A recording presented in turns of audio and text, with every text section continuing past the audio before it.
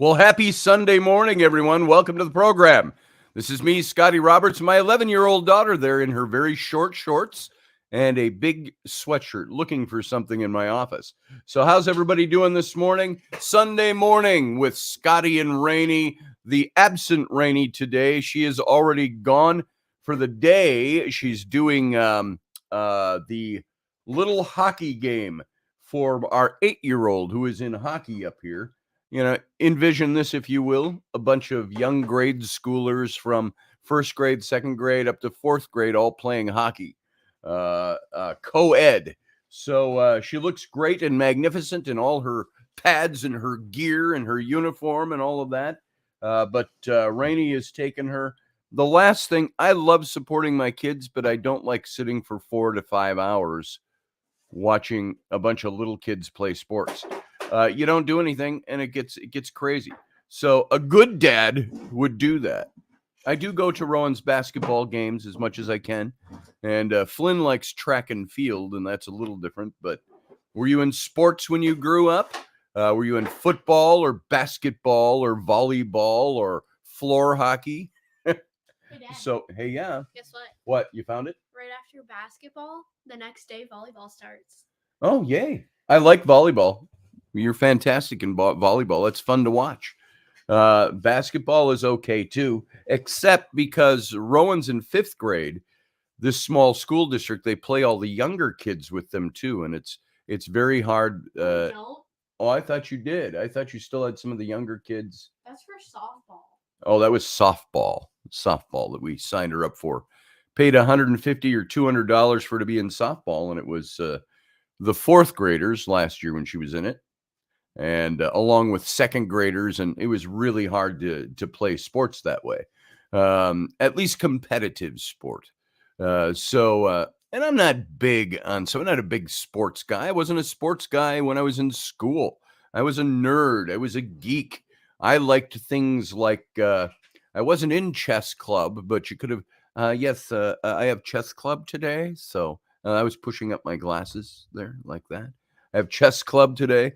No, I was into other things. I was journalism, and I was art, and I was all of that stuff, and sports, such sweaty pursuits. So I didn't do a lot of sports at the time. But I was in no sports, says Romeldian, but I enjoy watching sports. Yeah, I do too. Not as much as I used to. We used to watch a lot of college ball and of course NFL and stuff like that throughout the years. Mom forced me to stop watching football. She hated it. She dated a guy that she was a football widow when she dated this guy, and just didn't want to do it anymore. So my screen time was down 33% last week. I just got an announcement on my computer. I don't know why it does that. It chooses random times to tell me that. Speech and theater, exactly, Uncle Dave. I was in speech. I was in theater. I did all the plays. One of the common plays that's done amongst high schoolers, the one about Helen Keller. What was that called? The Helen Keller when she's a child. I played Helen Keller's dad in that play, I remember. And then we did a Man Without a Country in high school. And I just had a small role in that, but I was running the audio visual back then. I'd run the spotlights and the theater lights and the sound system. And I had a small role. I was on stage a whole 5 minutes, and I got a great costume, early 19th century, the gray tails with the that were cut in with the waistcoat, and I played a southern plantation owner, something like that, and I was talking with my wife. It happened to be the same high school girl that played my wife in the Helen Keller play, and we thought we were being typecast. Twyla Niece was her name, and I haven't talked to her in years, but there was some scene where I said something like, "Yeah, but I think that we should go down to Natchez and find this and that and the other thing." And the scene lasted a whole 3 to 4 minutes, I think. Were you going to say something to me?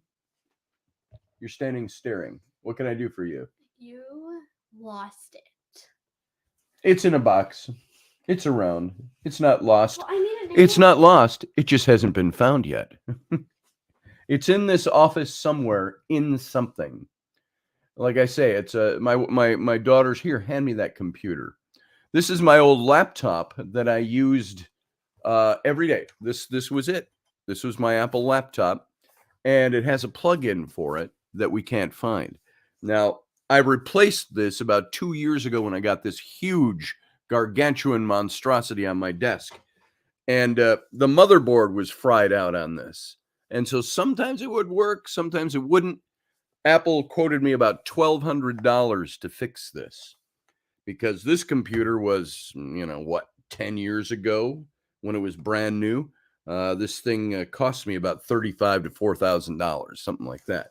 So to replace the motherboard was like buying a new laptop. So I bought this instead.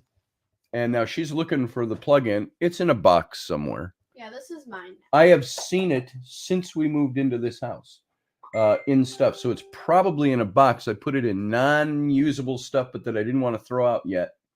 So it's probably in one of those boxes in the closet back there. I already looked in all those boxes. Then it's somewhere else. It might be in the top drawer of that dresser right over there. It's not. You've already dug through that? 3 times. I couldn't help you then. I don't know where it is. I would have to do a reconnaissance mission. That's a Monopoly game. Here, hand that to me. This is a great Monopoly game. I found this somewhere. I think I found this I don't think I bought this brand new, but this is the Indiana Jones Monopoly game. I found this years ago.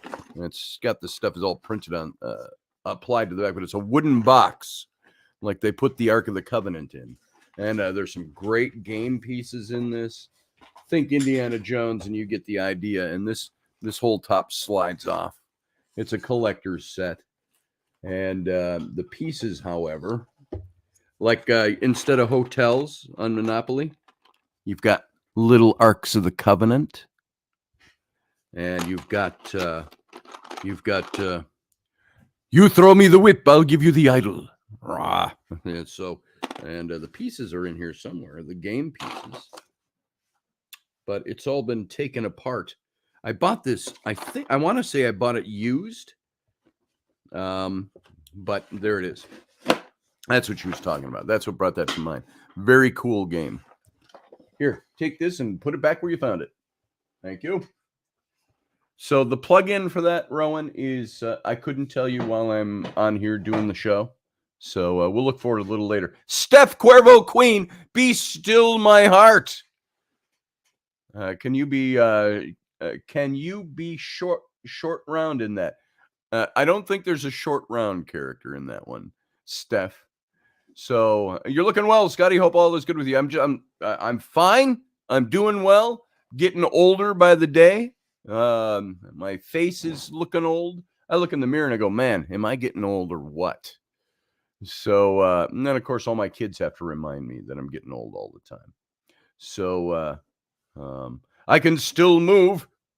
Hey, Sarah, good to see you this morning. And everybody else I haven't said hi to this morning. Steph, where have you been these days? Haven't seen you lately, so it's good to see you.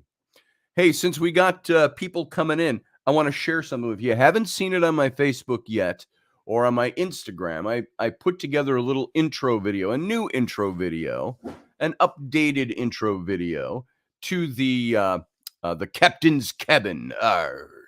And I'm going to play it for you because I think it's kind of fun. You know how I've always used the Buck Rogers rocket? Well, I've got a new modified one. It's souped up and did a new Captain's Cabin graphic. And so I want to play this for you. And I combined it with the music. I have a copyright-free music company that I use, Epidemic Sound. And I pay a fee every month and I can use their music. That's why when I get I was constantly getting copyright hits on my, what did you find? Oh, that's an old mug that didn't turn out very well. This is one of the first mugs Raini did. The graphic I did it's just a reworking of the old colonial flag, join or die, with the 13 colonies. And it printed kind of wonky, as you can see. So that's sitting, I don't know where you just found that. There's a new coffee mug. And so I created this new intro for the Captain's Cabin. So all of you, hold on to your butts. I'm going to play that for you right now. It's less than a minute, but it's fun to watch. Here we go. You ready? Boom.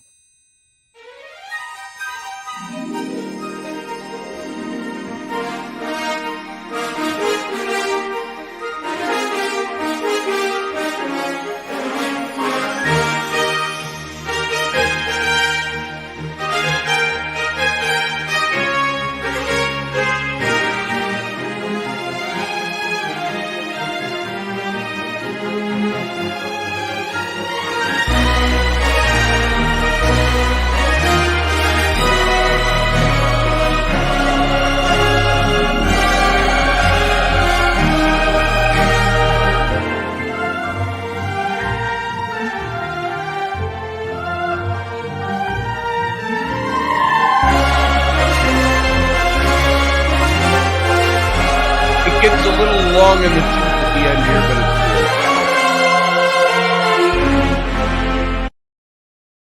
it's cool. Boom. That's it. That's the new Captain's Cabin. And of course, what's the Captain's Cabin, you may ask, if you don't know? When we finish Intrepid Radio on air over at subspace.radio, the radio station and network, when we go off air there, we stay on the YouTube channel. And that becomes the post show or the after show or whatever you want to call it, the afterbirth from the Intrepid Radio program, the Captain's Cabin, so dubbed by you, the listeners. Yes, you can all get Star Trek uniforms, Sarah. However, Star Trek would not be the appropriate uniform. You have to get uniforms for, of course, an Intrepid Radio. We'll have to work those up. They'll be cool. So, by the way, if you've ever watched Strange New Worlds with Anson Mount playing Captain Pike and Ethan Peck playing Spock, you will notice how they've redone the old uniforms and a couple of different versions of them, and they're fantastic. I love the design they put into them. And do you remember when they came with the Wrath of Khan and they came out with the new flashy, the deep red uniform with the flap that buckles at the top here and the white collars and all of that? They showed a time sequence episode where they showed Captain Pike, 20 years further down the line or something like that, 10 years further down the line. And he's wearing that uniform.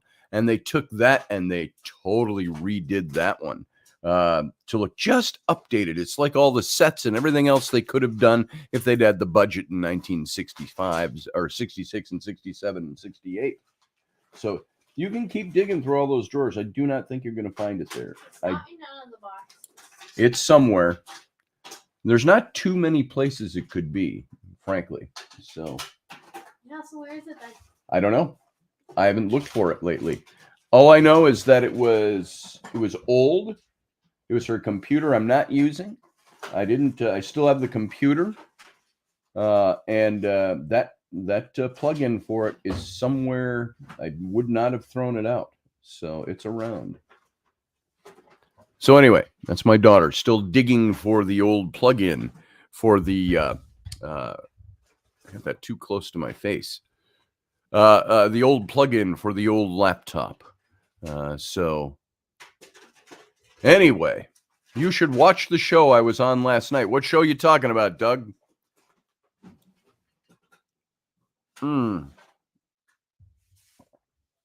Steph Cuervo Queen says, I just started the Star Trek series on Paramount. Which one? Strange New Worlds or watching the old originals again? They've got them all now. You can watch every Star Trek series over there. Milky Way Soul Tribe. I have not been in to see that show, Grumpy. Is that one hosted by Cardia? I'm just curious. I was on with Robert V. Fantastic. That's very cool. They do a Saturday night show. I think I've seen some of the, or is that the one done through Teresa D'Antone? I'm not sure. I get those posts all the time and I like them.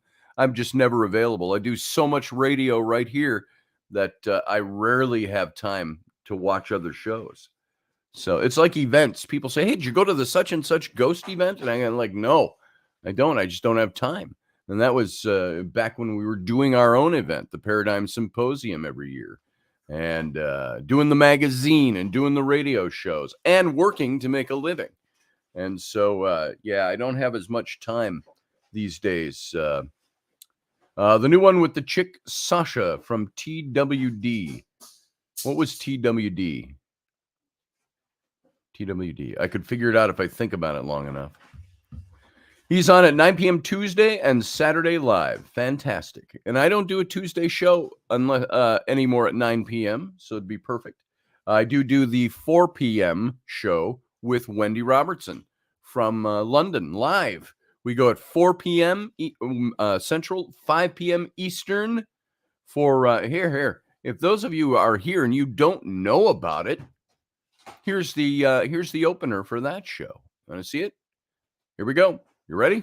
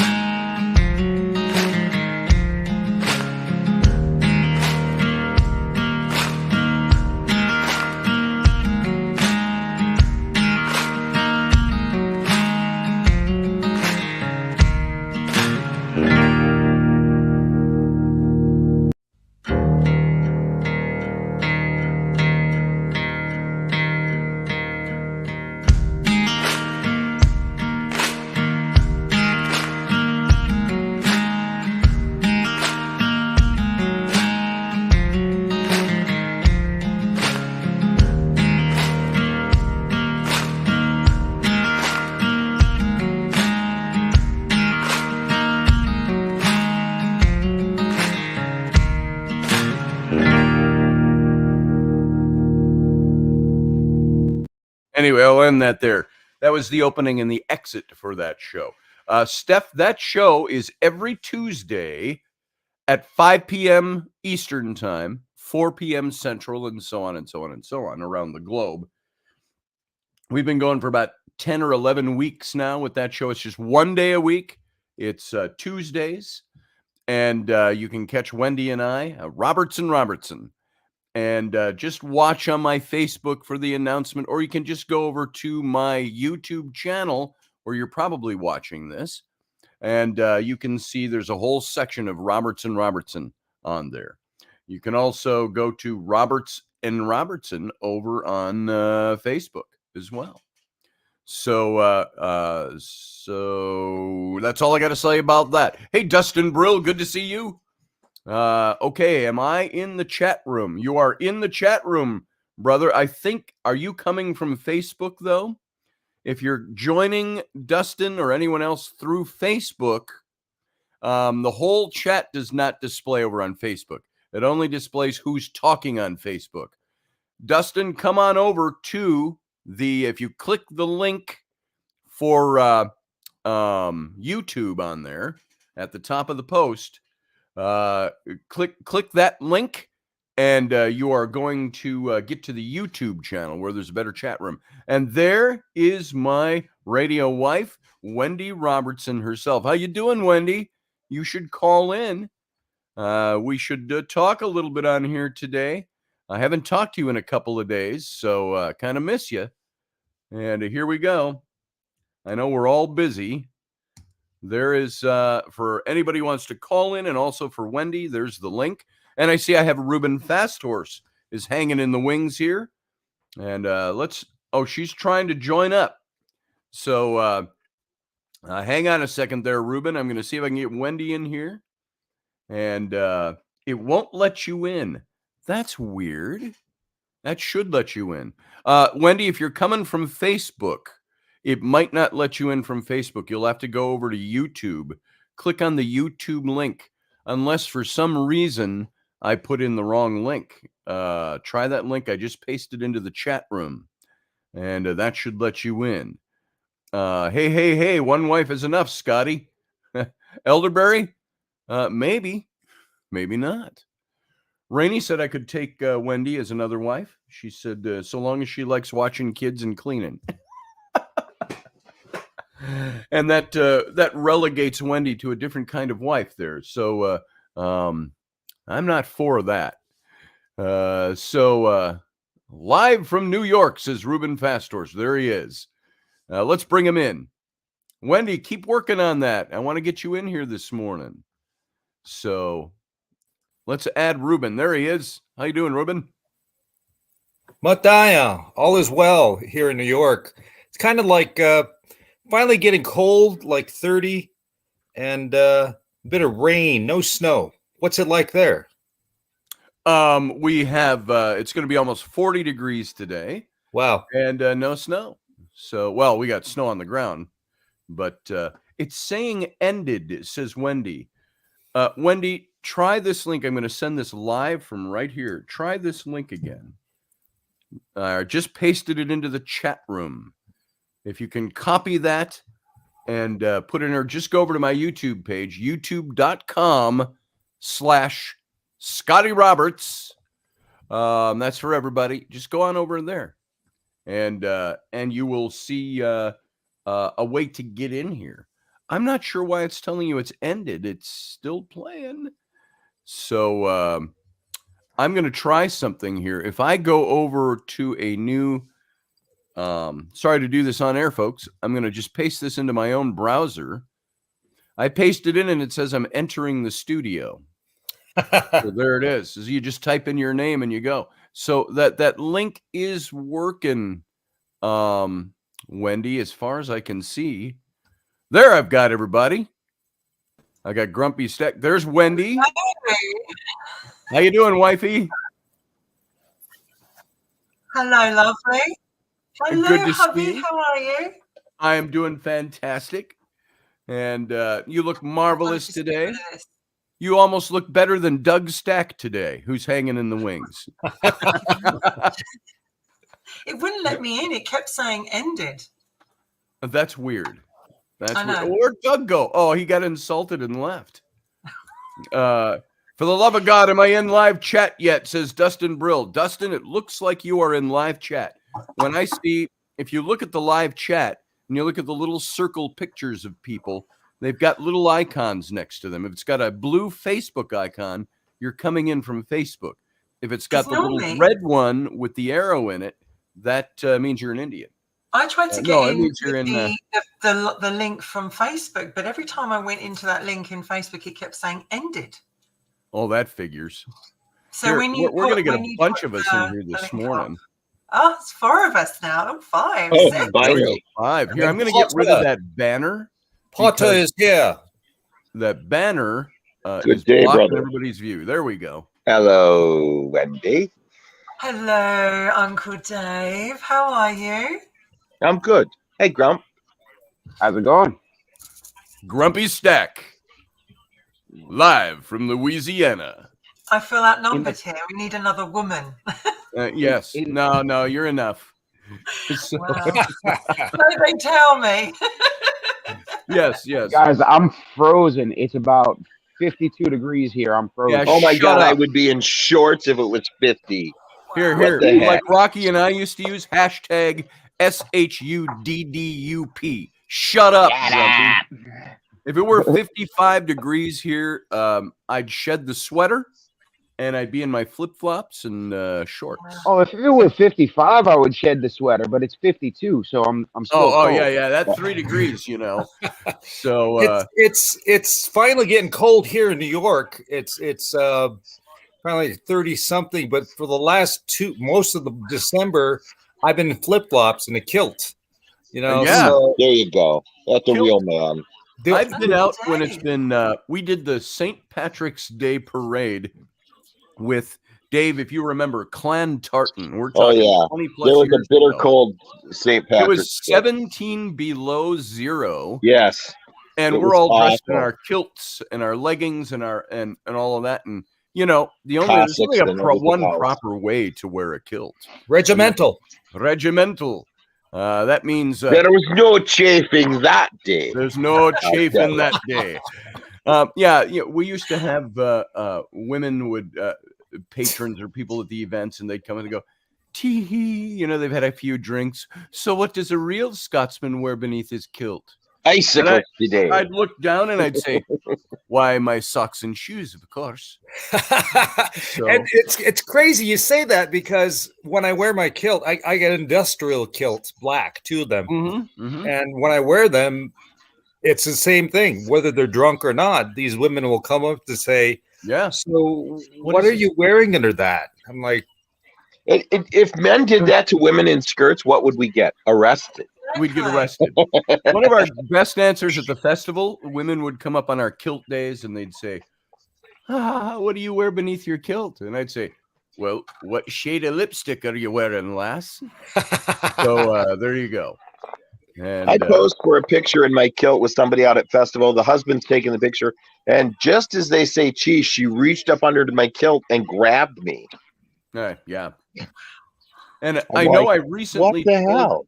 I recently told this story either on this show or on Kenny B's morning show. Once about this had to be about 20 years ago. No, it was after Annette and I were divorced. So it was right around 2000, 2001. And I was invited to go. Dave, I'm only going to mention names because you know these people. It was Eric Brees and Kat Leroy. And Kat, it was the one who instigated, and a couple of other women friends of hers. And she Kat's said, always the instigator. Always. I don't know And what she you're doing, what you're telling, but she instigated it. That doesn't surprise me. Kat. And Kat was, by the way, Rainey's best friend, closest friend when Rainey and I started dating. But Kat is this tall, good-looking drink of water, and I guess She had drink legs of like water. Wendy. Yeah, she did.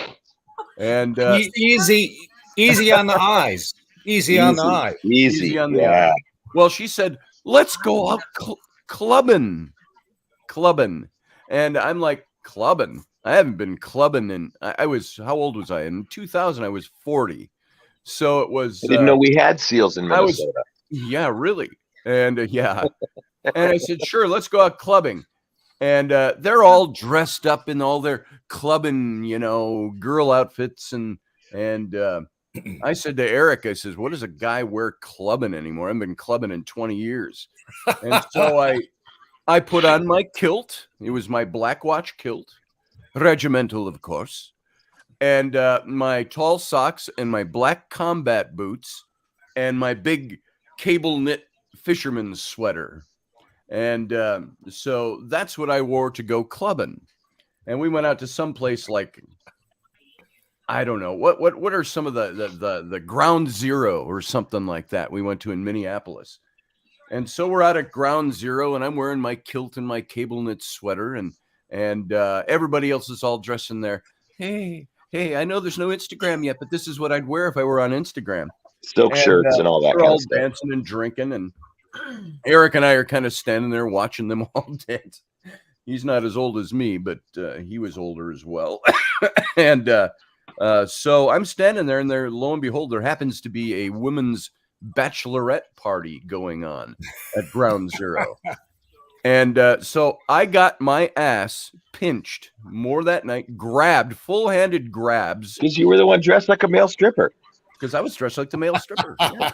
Yeah. And so they would all come by and they'd all reach up my kilt and grab something. And I'm like, whoa, hey. And now, politically speaking, if that were a woman, there'd be lawsuits. But because it's a guy, guys are like, hey, you want to do that again? So Honestly, I would want dollar bills at least, some dollar bills slipped in there. Or Stuff a dollar bill in my sport. I did find a $5 bill tucked in my ass crack the next morning. I thought, where did that come from? Oh, yeah. Wow. I haven't been clubbing in a while.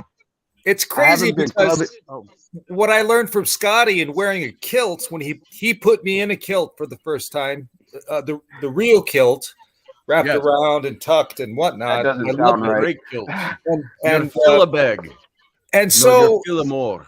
And guys, it's not just girls. It's guys that will come up and say, "Oh, so nice skirt."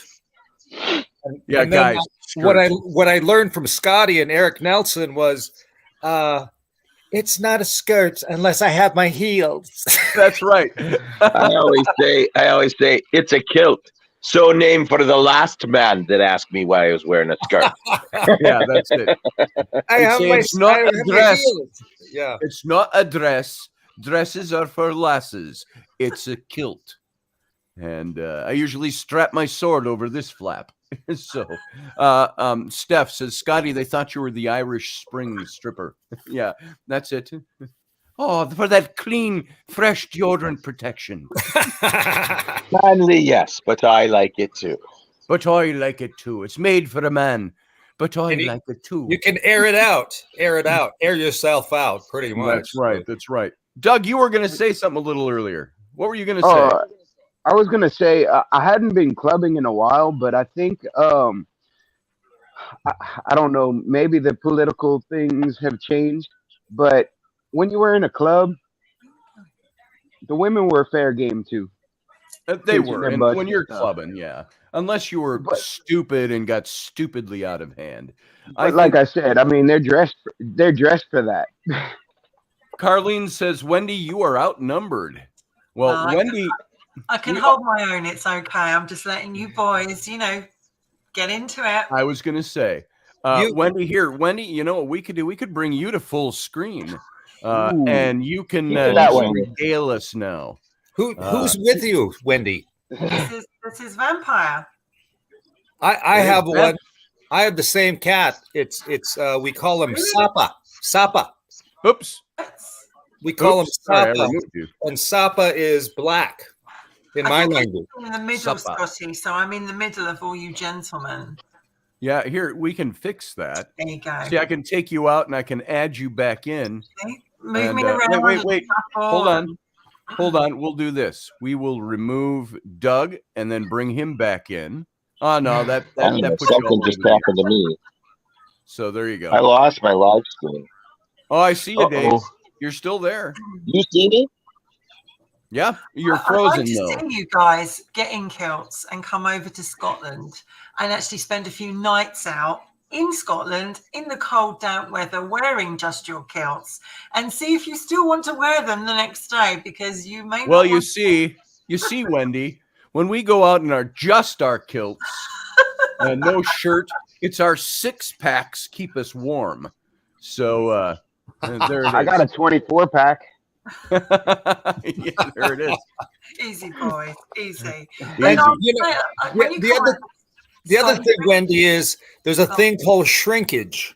There's a thing called shrinkage. Yeah. Well, you boys are talking about wearing your kilts, and it's like, put your money where your mouth is, walk the walk and talk the talk, wear the kilt, come over to Scotland, spend a few nights out on those lovely, what do we call them? The Highlands, out there in the weather, and see if you still want to wear them. Well, I'll tell you, Wendy, when we did, there was a couple of those winter events that we did dressed historically, like the 17th century, and we would go out in our kilts during doing the St. Patrick's Day parade.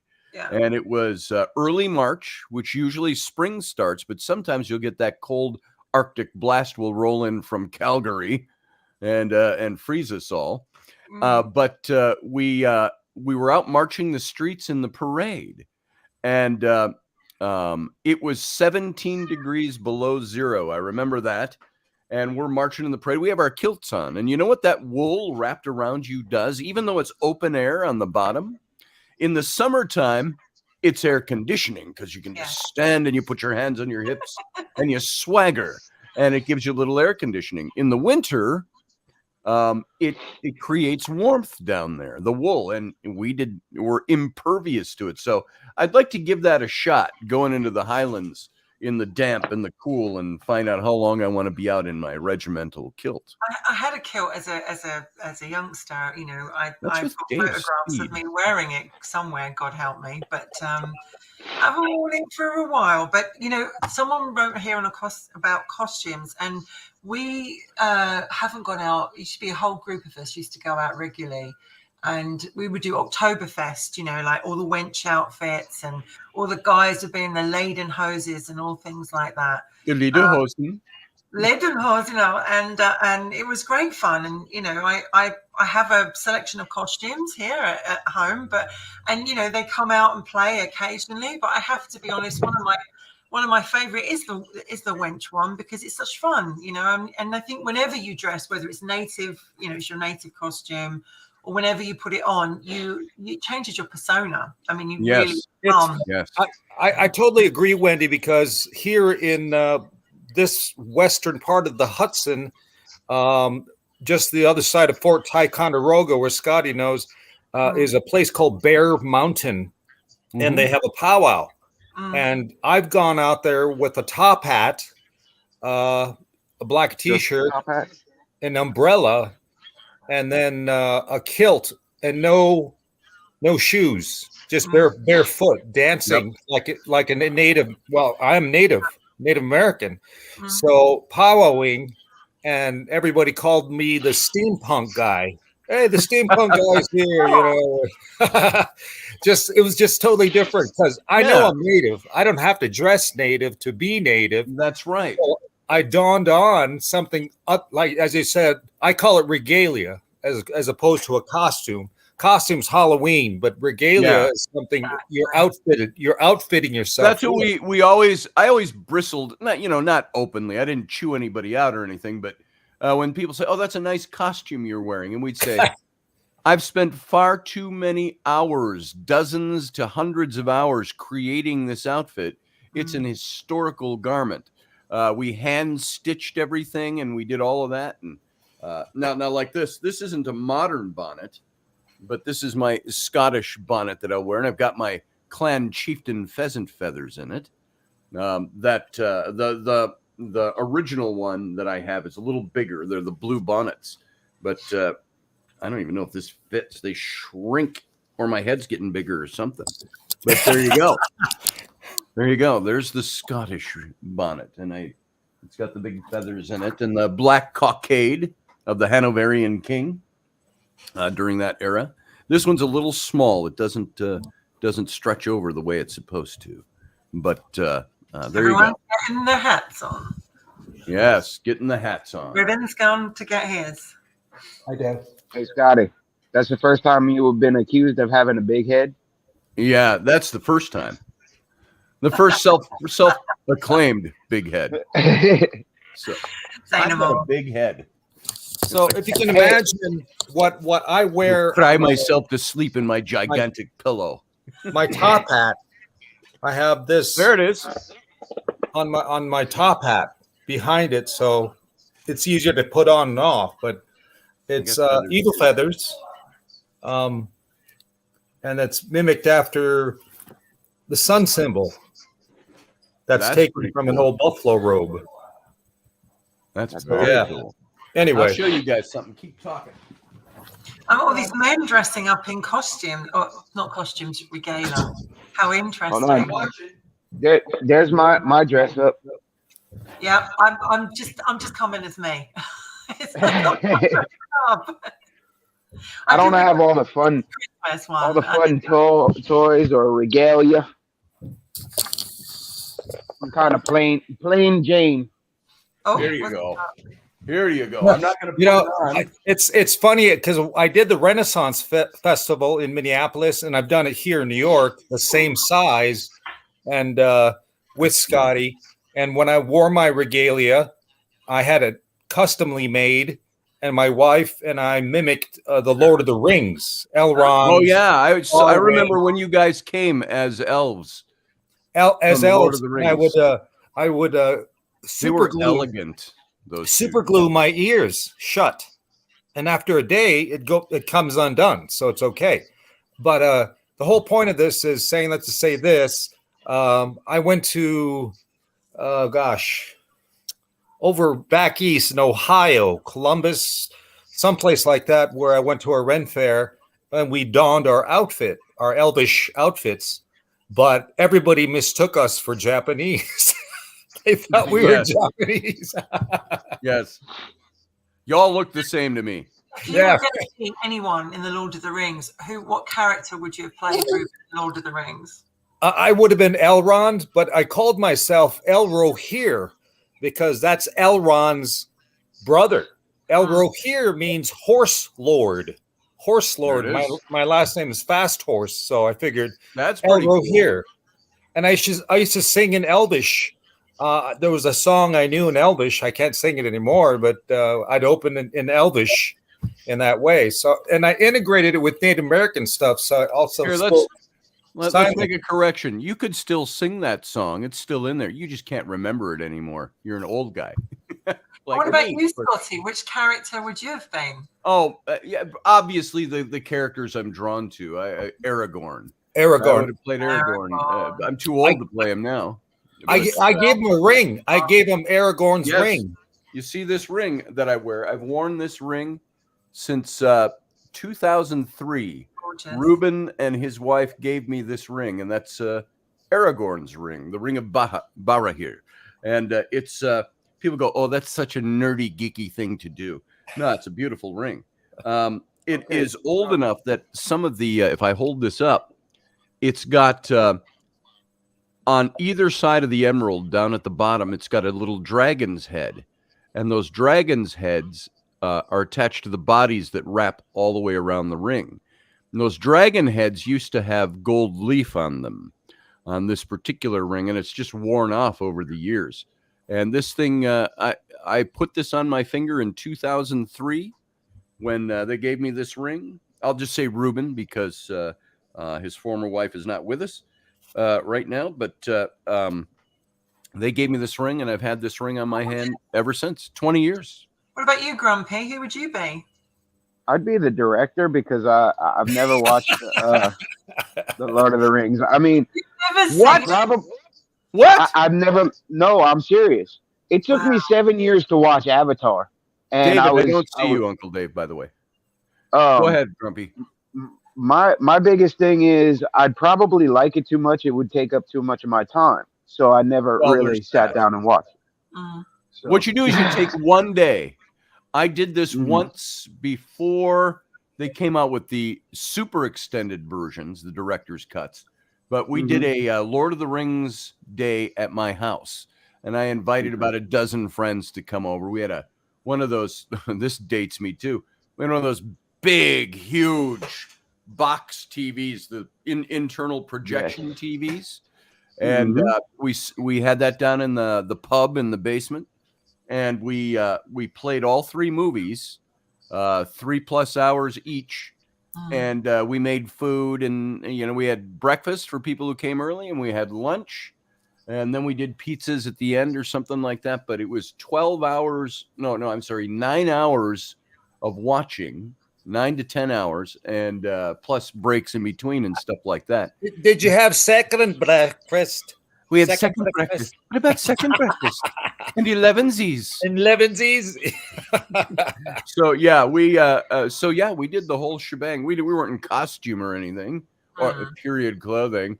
No, we just had made a day out of it. So Grumpy, if you ever want to just have a couple of friends over and say we're going to spend the next 12 hours watching Lord of the Rings. And that means I got to kick beer and pizza. Beer and pizza helps along the way. beer and So pizza I gotta kick everybody out the house if that's the case. yeah. tell me, can anybody tell me what the Elvish bread was that could fill a man? Llamas bread, I think. Llamas bread, wrapped in a leaf. And the thing that doesn't come out in the movies, it's in the books. So the llamas bread made by the elves, you could take a little crack off of it and eat it, and it would fill you for a day. And Not if you're a hobbit. Not if you're a hobbit. Yes. If you're a hobbit, it doesn't Not work. a hobbit. That's right. Lembas. That's it. Lembas. Lembas bread, says Dustin. A Lord of the Rings marathon. I am in, says Dustin. Dustin will arrange it. I wish you were closer. We'd do it sooner. You're out in Massachusetts, right, Dustin? We can do it live stream on YouTube. Have a Lord of the Rings sit-in party. Copyright. I get nailed for Oh, yeah. copyright on that one. Well, then we'll do a Zoom or a StreamYards. I got a little naughty secret to tell you. Oh, what kind of secret did I say, Wendy? You said naughty. That's it. Facebook or YouTube has been cracking down on copyrighted material. And it's stuff that's on YouTube already, but if you incorporate it into your YouTube, you're violating copyright. So I can't play songs like I used to. And I had used a piece from Gaelic Storm. It was an instrumental of bagpipes when I had Raini do that ad for me years ago. Rowan who's now 11. She was 3 or 4 years old, where she ends the ad, hire my dad so he can take me to Disney World. That ad, I had bagpipe music behind it. And I grabbed that piece from a Gaelic Storm song, instrumental piece, and playing low in the background. Well, I started getting copyrights hit on that just in the last couple of months. And because they don't like you. now the problem is and they would demonetize the episode. You can still play it, but we'll demonetize you. And they did that they've done that 2 or 3 times to me now, but I've got over 700 episodes, almost 800 episodes that have that ad in it. And so I'm like, I remember I wrote them and I said, I've got that ad in all of my episodes. I said, do I have to go through 800 episodes now and pull that ad? And they never really answered that question. I just, from time to time, it comes up. And Scotty, what is demonetize? Demonetized. Well, my videos are monetized. Even this one's monetized. It means after you reach a certain level of followers on YouTube, you can monetize your videos, meaning they have the rights then to play ads during your videos and the replays and stuff like that.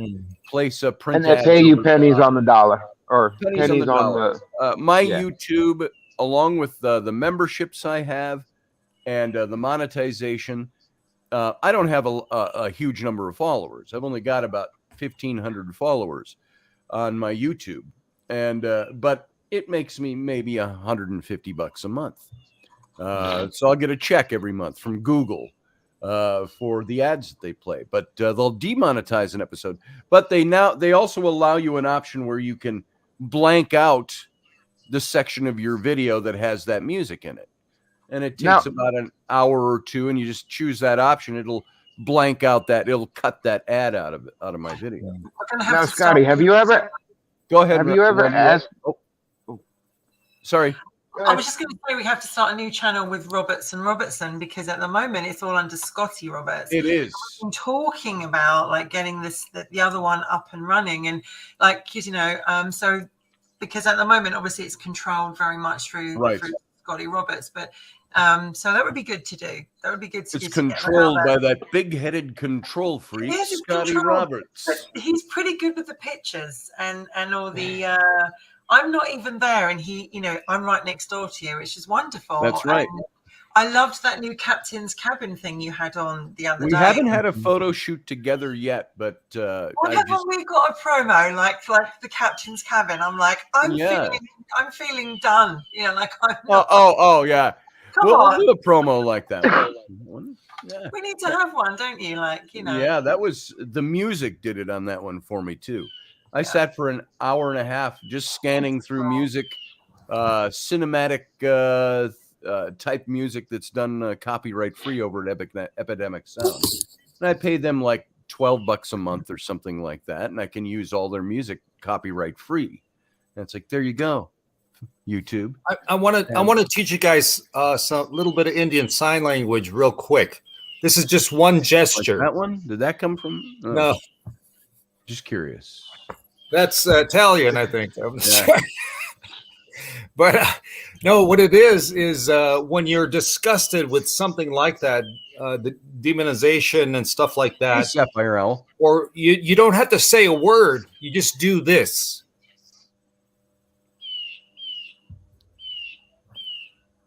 What's that mean? You're done with it. You're done with it. I'm done. Move along. Scotty, I have a question about that. You know how people on YouTube do reactions? Yes. They have like 600,000 followers. How do they not get copyrighted against them, like the strikes? For doing what? The followers doing what? you know, you do your ad and you use some Scottish bagpipes, Yep. and that's what 30 seconds, if that.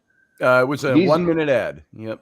Yeah, these people are doing actual videos of people, you know, singing songs or whatever, Yeah. but they don't get copyrighted on that. How is that possible where you get a copyright for a minute and they have a 10-minute or 30-minute video They showing might. them? They either might not be monetized, or they get the copyright hit. And usually what I'll get from YouTube is a copyright that says you don't have to do anything. You can keep the video and you can play it. It's just any proceeds that come off of the ads that we play go to them because you're using their information. So you don't have to do anything. But if you want to keep your post monetized, you have to delete it off your But no, post. these Dad, people. can I ask a question? What's that? Can I ask a question, Dad? Yeah, that's it. There's a lady there who wants to know if I've been on a television show called Steph. She wants to know if I've ever appeared on a television show because I look familiar. That's quite a question. Have I ever been? She will be, though. She will be. It's, Have you I know, ever been on telly? No, I haven't. I'm going to go over there, hopefully this spring sometime. But I have been And on we're YouTube going to do a little shows. filming. Absolutely. I've been on YouTube shows, but I haven't been on, as far as I'm aware, I don't think I've been on the TV. But if you go on YouTube, you'll find me on Strangely Us, which is lots of different things. With And Mark English. And also you'll find me with my other professional hubby, that would be Scotty. You know, I'm so lucky. I've got the best of both worlds. There you go. There you go. You know, and just want to say this, Grumpy, that there's something like eminent domain where the music you're playing is like if you did Amazing Grace, nobody owns that. Right. That's it's universal. Public Everybody domain. can use it. It's open. So there's songs Well, that no. do that. I have my own version of Amazing Grace on my Native American flute. So I can sing it in Lakota, the song, and then play it in my native way. And then I've changed it. I've changed it to where somebody can borrow it, use it. I'm probably not going to see any money. No. Right. What I'm talking about is this is like they have certain people that they have 600,000 or a million subscribers, and there are ways to do that, Doug. You can get sometimes they get permission to use it.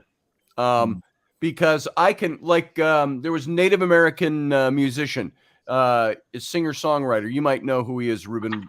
Bill Miller.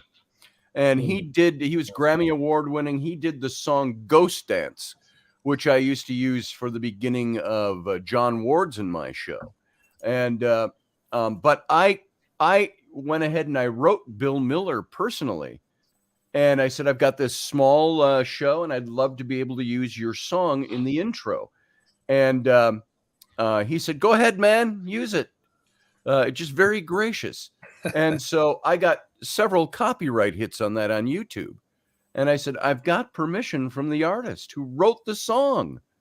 And but then you know what happens down the road? A record company will pick it up, the song. And then even though I got the artist's permission, they're like, he doesn't have the authority to give you the permission to use this song. It goes through the record company. You got to pay us. And so, hey, Anton Dabbs, there's my friend Andy Dabbs has come in. You should come on air and say hi, Andy. Just use this link. You know, tomorrow's a big day, right? What's tomorrow? You don't know. Martin Luther King Day. It's what day? Are we going to get divorced already? What? You don't know what tomorrow is, and we're going to get divorced already? Tomorrow. Let's see. That would be what month is it? January. Oh, Robbie Burns. Is it Burns Day? Almost there. Almost there. Is it St. Andrew's Day? Yes, it is. How did you know? St. Andrew's Day. I know my kids have school off tomorrow, but it's not for St. Andrew's. Oh my God, it's that's what threw me off. I was like, what holiday am I missing? You're missing the most important one. Stop buggering about. Yeah, that's right. That's right. Yeah, we are. Wendy and I both have Scots heritage mixed in there. We do. We come from the tartan, and so St. Andrew's Day. It's actually my birthday tomorrow. Oh, and see, I knew that. I didn't know. I already know Happy that. birthday. But Wendy, I'm Birthday also early. one of those guys. I remember birthdays every single freaking day up until the day of the birthday, and then I forget for 2 days. Well, I'm waiting for the flowers and chocolates to turn up. Scotty. Is that somebody at your door right now delivering? I'm just curious. No, I don't think so. Don't get out of it that way. It's not going to work. Nice. Hey, Wendy, Nice. it's in the mail. You is sent it? it in the mail. Yeah, your card's in the mail.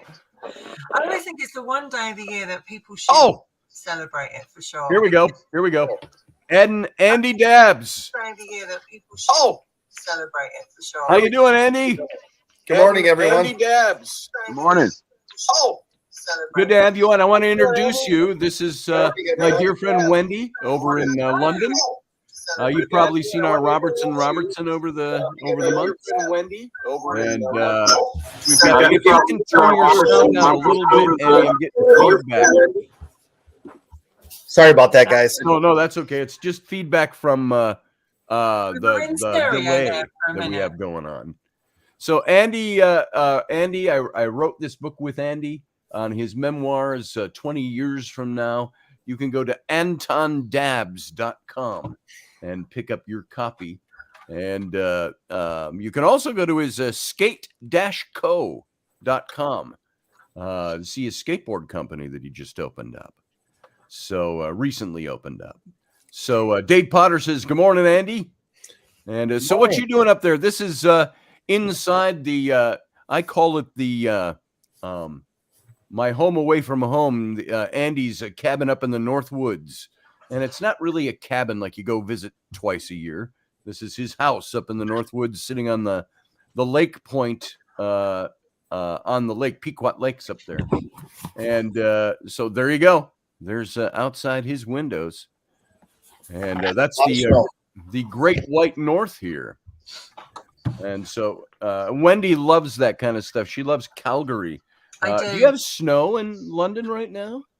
They forecast that we're going to have some really cold weather, and Scotland will probably get it, and Northern Ireland, and it might come. They did say that London might get some, which will be fantastic. But it's a very damp cold over here. Like when you go to Calgary, it's a dry cold and it's freezing. But over here, it's a real damp cold that kind of gets into I think it's like when you get snow up in Seattle or the Pacific Northwest. So I'm going to love and leave you actually, because I have to go out. But I just wanted to literally stop past and just spend a bit of time with my hamster. Yes, and I'm always happy to have you, wifey. And so, I took you out, and I didn't mean to do that. Here, we'll blow Wendy up. Wendy,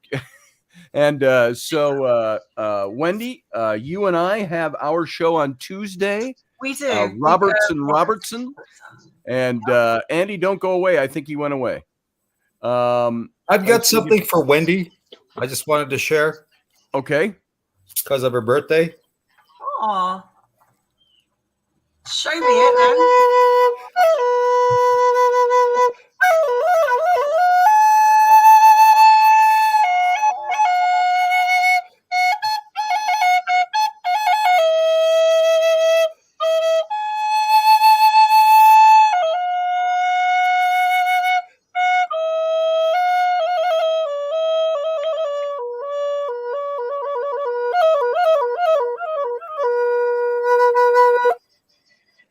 Not done. That was very nice.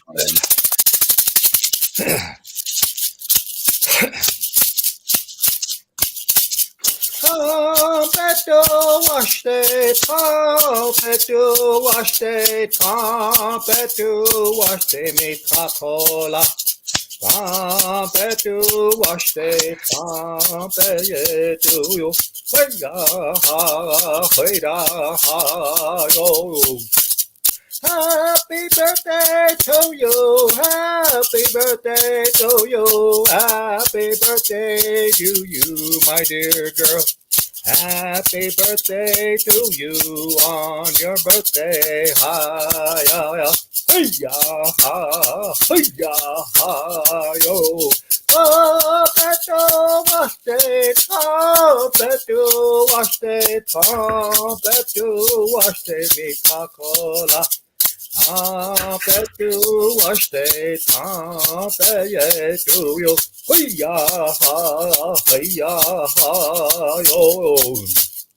Now you truly know we love you so. Now you truly know we love you so. Beto waste to you.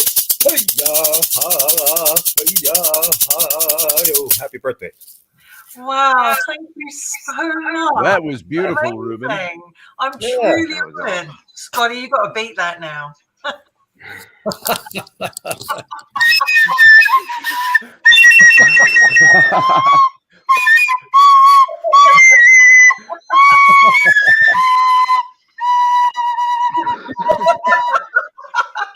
Put your kilt on. Happy birthday, happy birthday, happy birthday. Hey, hey, hey, hey, oh, Wendy. Oh.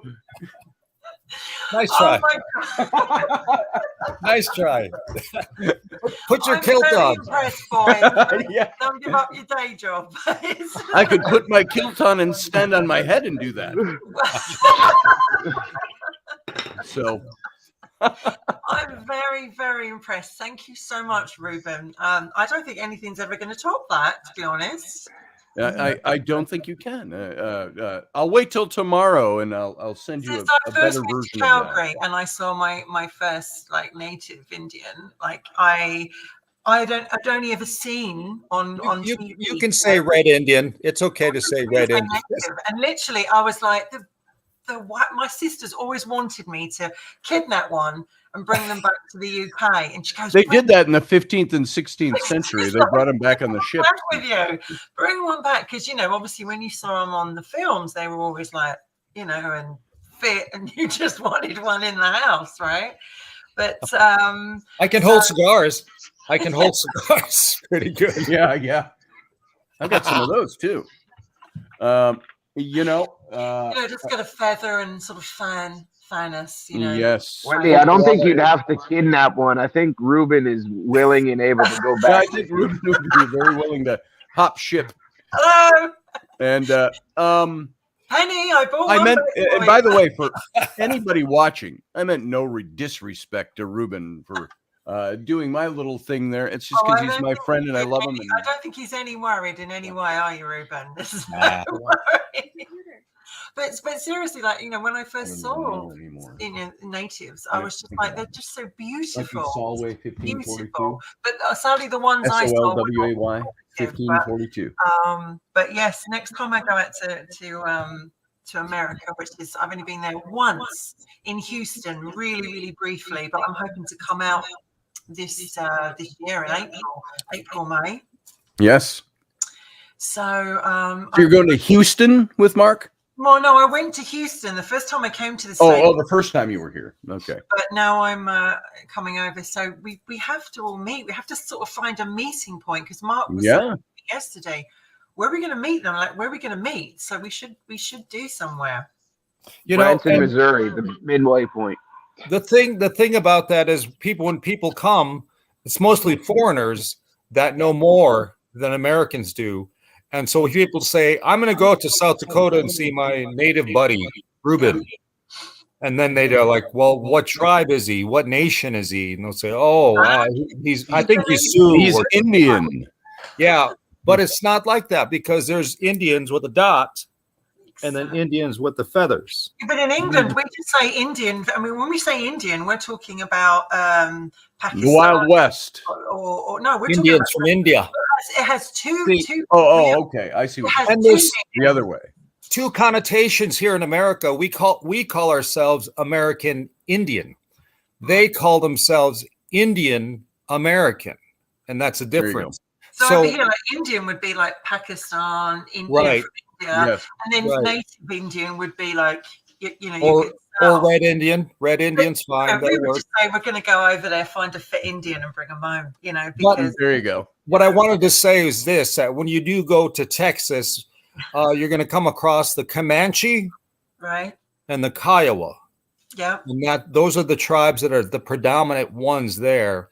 So it's good to say, I'm going to see my Comanche friend, or I'm going to see my Kiowa friend, as opposed to Scotty and Grumpy saying, I'm going to go see my Lakota friend, Ruben, you know. Well, see, And- my but- husband, his family, his great grandmother was a native Indian lady. I'm not quite sure. I think she's from, I can't remember the tribe now. But so you can imagine him bringing her over to Ireland in those days would have been a hell of a shock to the system for her. First of all, she'd have been so cold, and all these little Irish people going, "Hello, where are you from?" You know, looking at her like that. You know, it would have been a real shock to the system. But they still called them mad dog Moors, because when they lose their temper, they get this kind of look in their eye, and you're like, oh, light blue touch paper, stand well back, because they're going to lose it. I'm sure he's from what's the one, Blackfoot, something like that. I think they are something like that. You know, and people don't know this. I think Scotty knows, and him and I have talked Scotty about. doesn't know. Scotty, no, go ahead. I'm sorry. What I was going to say is that during the potato famine in Ireland, a contingency of Choctaw Southeast Indians, Cherokee, Choctaw, Chickasaw Creek, Seminole, the 5 civilized tribes that encountered the Europeans first. And so they called them the 5. And people don't know there's confederacies up and down from Maine to Florida that they grouped themselves. So the Iroquois Confederacy, Onondaga, Cayuga, Tuscarora, Seneca, Mohawk, Oneida, the 6 nations are in the Iroquois country in New York, and the Choctaw in the South.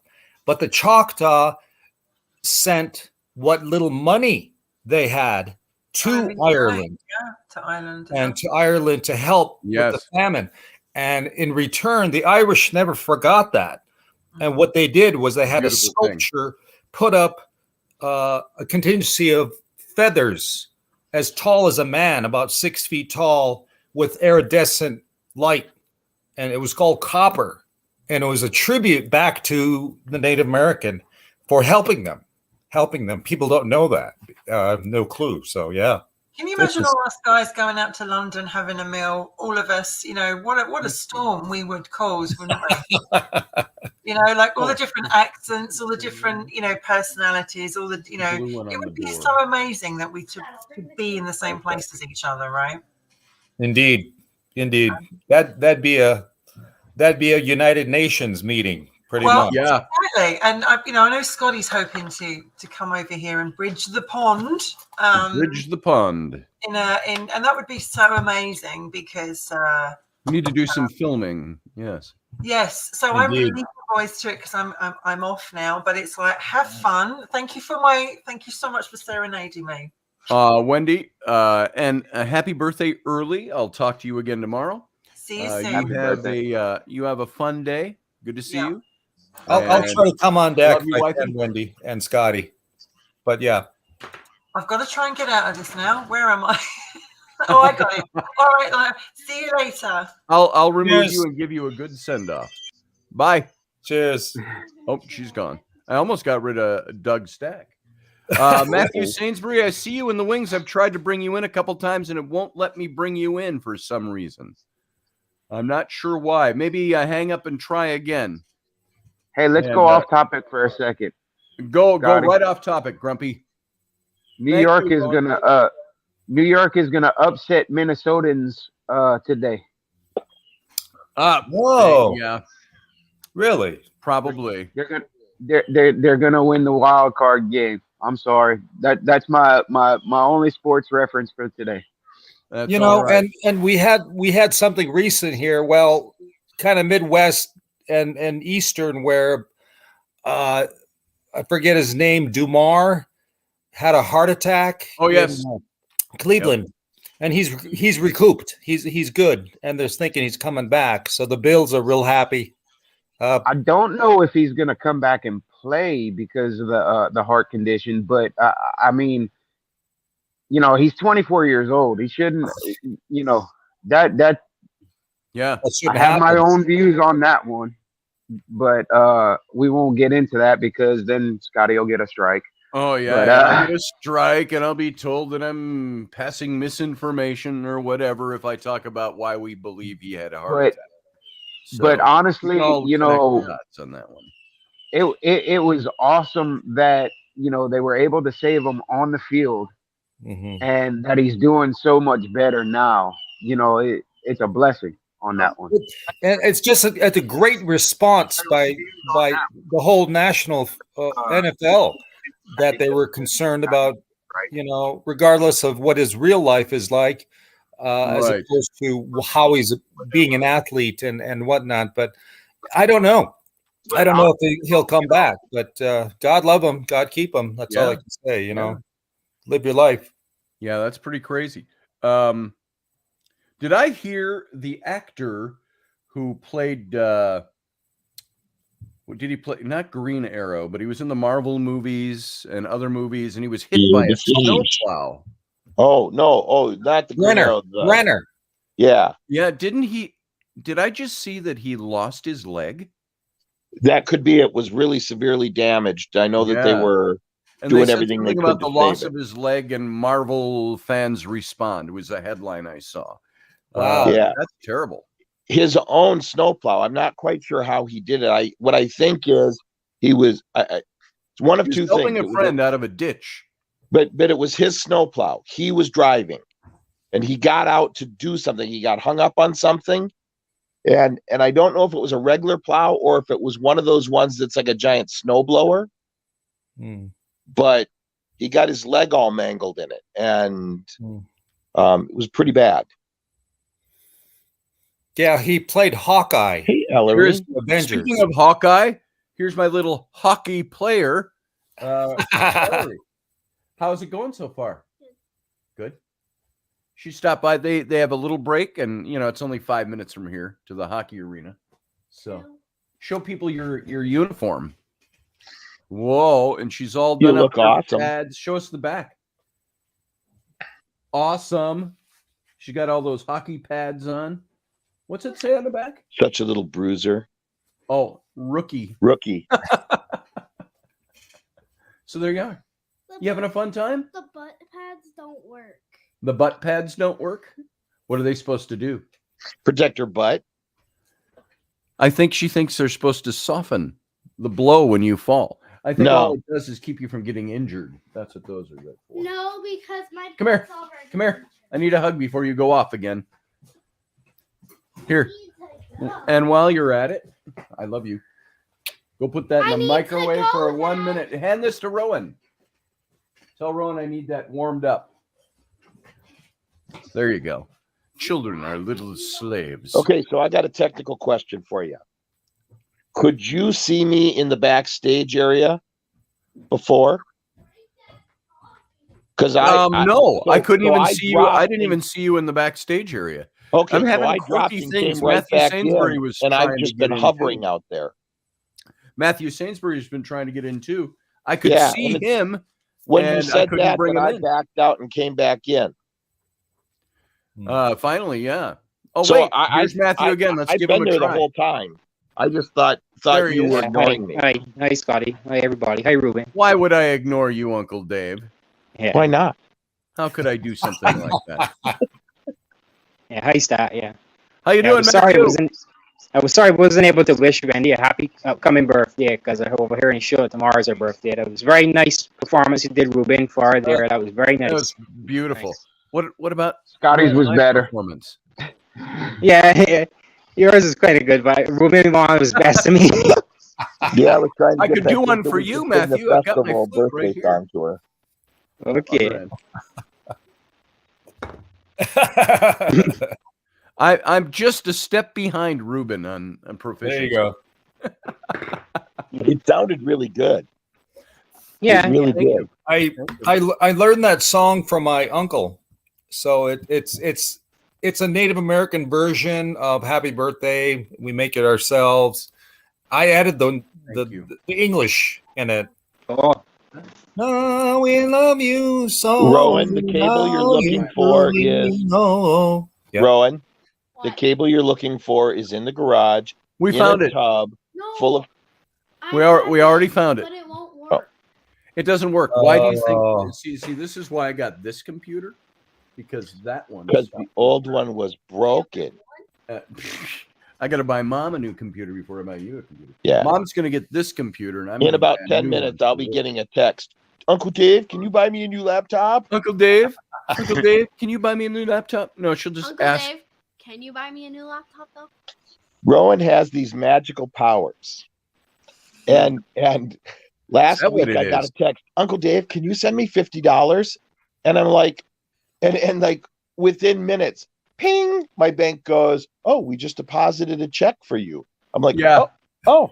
Dave How does knows she he's know getting when I'm money going to get whenever money? she She calls and knows. asks for something. She knows when I'm going to get money before I do. Uncle Dave, I want you to know something. When she's asking you for stuff, it's because Mom and Dad said, absolutely not. We're not buying that for you. Well, Uncle Dave knows that. Then she'll do the rounds. She'll go to Uncle Dave. She'll go to Abby and Bryn. Who else? Who does she not go to? Uncle Dave, when is my suitcase gonna get here? I have to get it from Megan first, so I don't know. So yeah, it's in Wisconsin, but she's got to drive it back to Minnesota and give it to me, and then I'll drive it back to Wisconsin and give it to you. hey, when are you going to get a job and start contributing to the rent of this house? We can rent your room out, you know. We'll put you down in the basement and we'll rent your room out. No. No. I'll get a job as soon as you guys die and run out of money. So tomorrow. So tomorrow, running out of money happens pretty quick around here. No, I said as soon as you die and then. Oh, run and I out of die. money. I'm not going to Could die. happen till I'm tomorrow. You 104, better start so thinking about what you want to do for a living. I'm 104 is when I'll die. I could have said 110, but that's the perfect age in ancient Egypt. I'll just ask. Wait, Uncle Dave. 104. You still got 42 years I left. still got 42 years left on this. Get planet. back to work. Quit loafing. I'll That's just right. ask you for money. I'll just ask Uncle Dave for money. My kids, and I say this affectionately, they are consumers, not producers. Oh, yes, they are. They are. Flynn, not Aren't so most bad. kids but- right now? What's that? I said, aren't most kids now? Yeah, I don't pretty know. much. I don't know too many kids that are producers. Dad, I need more time on my phone. Well, they got a monthly thing. Did I you don't charge know. my phone up yet? So yeah, that laptop, that's what that's gonna do. So that's why I replace got it a new then? one. No, I can't Give it to replace it. me. Why don't Like- you go over onto Amazon and look up Apple laptops, Why you'll buy me one? iMac. It's iMac, IMAC. Why you'll buy me one? Or go and look on eBay. Why will you buy me one? Does it have to be an apple? You go find the prices and you'll get an Does idea. it have to be an apple? Yes, it does. Depends on how big it is. No, if we didn't get an Apple, I'd just get her like one of those $40 Azizas or whatever they are. No, those are small. So, yeah, Maybe do you have to have a laptop? Could you function with a tablet? No. she could. No, I couldn't. Bigger Why? isn't always better. Uncle Dave, don't even. Why don't you What? put up a GoFundMe and say, my skinflint mom and dad will not buy me a laptop. I need to raise funds. Just ask Uncle Dave. Yeah, Uncle Dave, Uncle Moneybags Dave, Yeah. will buy you a laptop. He almost gave me $250. You were gonna give me $250. So you could buy your Apple phone. No, so I wouldn't have to work for the money. I'm for still the working investment. on teaching my child here that just because mom and dad doesn't say no doesn't mean you go to all our friends and ask them for money. It does. That's not meant as a slam, by the way. I'm just describing 11-year-old girls Because right if there. Uncle Dave doesn't buy me, Abby and Bryn will. No. Okay, there we go. There you see encapsulated the what would you call that? The So the I said, to banal her, naivety of youth. I said, what are you Ruben will going buy to you do a for me? laptop. Ask Ruben. I said, if I buy this for you, what are you going to do for me? Well, I will let you take me out to Chinese food. Yeah, that's what she said. So, Ruben, give her the here. I got one for you, Rowan. Oh yeah, That's Indian Sign Language. I'm done. That's what it means. take this out of my I'm face. I'm broke. So Yeah. Very good. Very good. Thanks, Scotty. We love you, Rowan. Also for your last show you did on the Devil's Tower, because my Nathan Stein was actually called Bear's Lodge in its original name or so, because people call it Devil's Tower, but it's really Bear's Lodge because the same story. right. Yeah. For us Lakota that lived there, we called it Gray Horn Butte. Oh, He is the horn. Mhm. He, Hota, gray, the color gray. Baha, Butte. Mhm. Gray Horn Oh, Butte. okay. But anytime Christianity came in, they called it Mhm. Devil's Tower, Devil's Lake, Negative. Devil, because they didn't understand it. Devil's Den and all that. Yes, Is that because of the Justin, horn? pretty Is close to that because of the Ticonderoga. horn? I'm on the western part of the Hudson in Warwick. Justin, he's close to Ticonderoga. I think he could be Close. up there in less than an hour, right? Something like Yeah. that. Oh yeah. Yeah. So Yeah, because Hey, Ruben, I have a question. Yes, please. no. With in the native tribes, you know, there's some like Devil's Tower and stuff like that. Some people think that you know, they were ancient trees. Is that in the natives Yeah, Matthew. background? I wrote it, and Matthew read it, and what it was seven girls were yes, berry picking, and yes, by beer. this great bear came, and if you look at that picture, this was before the trickster took the bear's tail. It had a long tail, which bears don't have.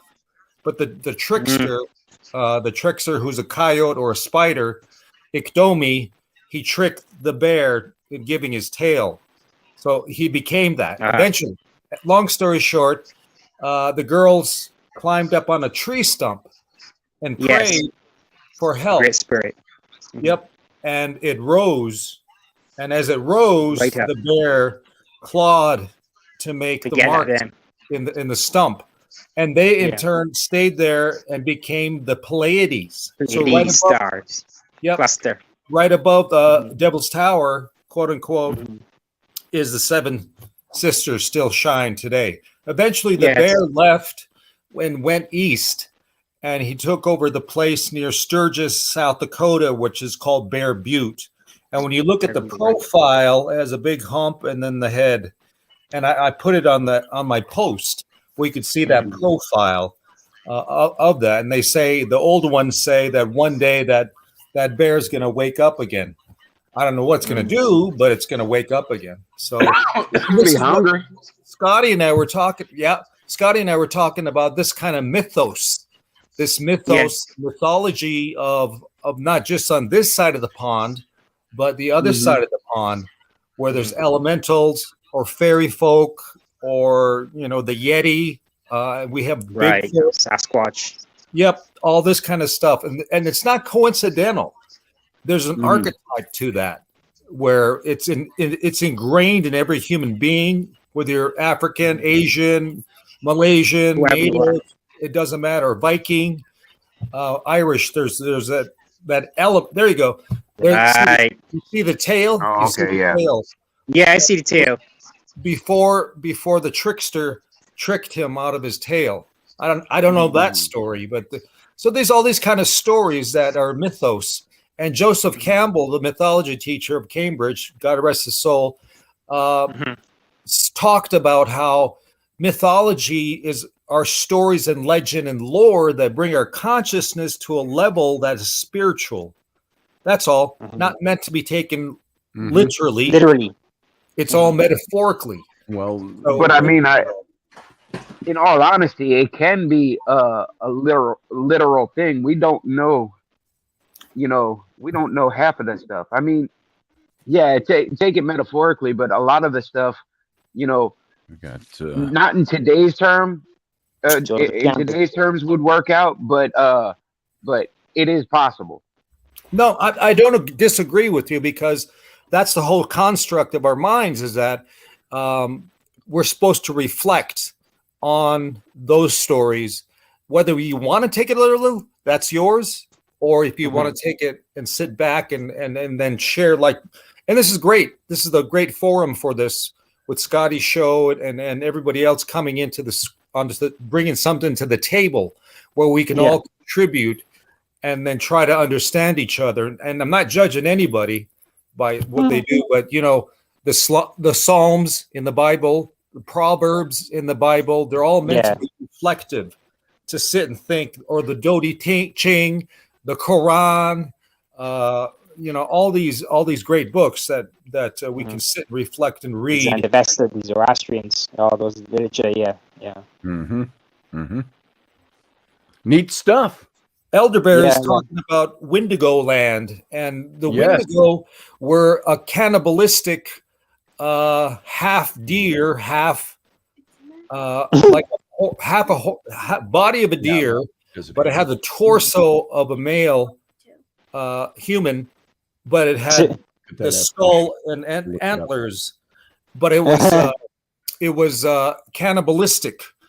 So it's a mythological thing where maybe it was meant to scare kids, to be careful going into the woods, Wisconsin, Minnesota, Upper Peninsula, again, whatever, Maine, New Hampshire. Right, it's to be cautious in doing that and take care, lest the Wendigo get you in that way. So we have all these kind of creatures that make us reflect on respecting nature, because it's not just beautiful, but it's also scary, and it can be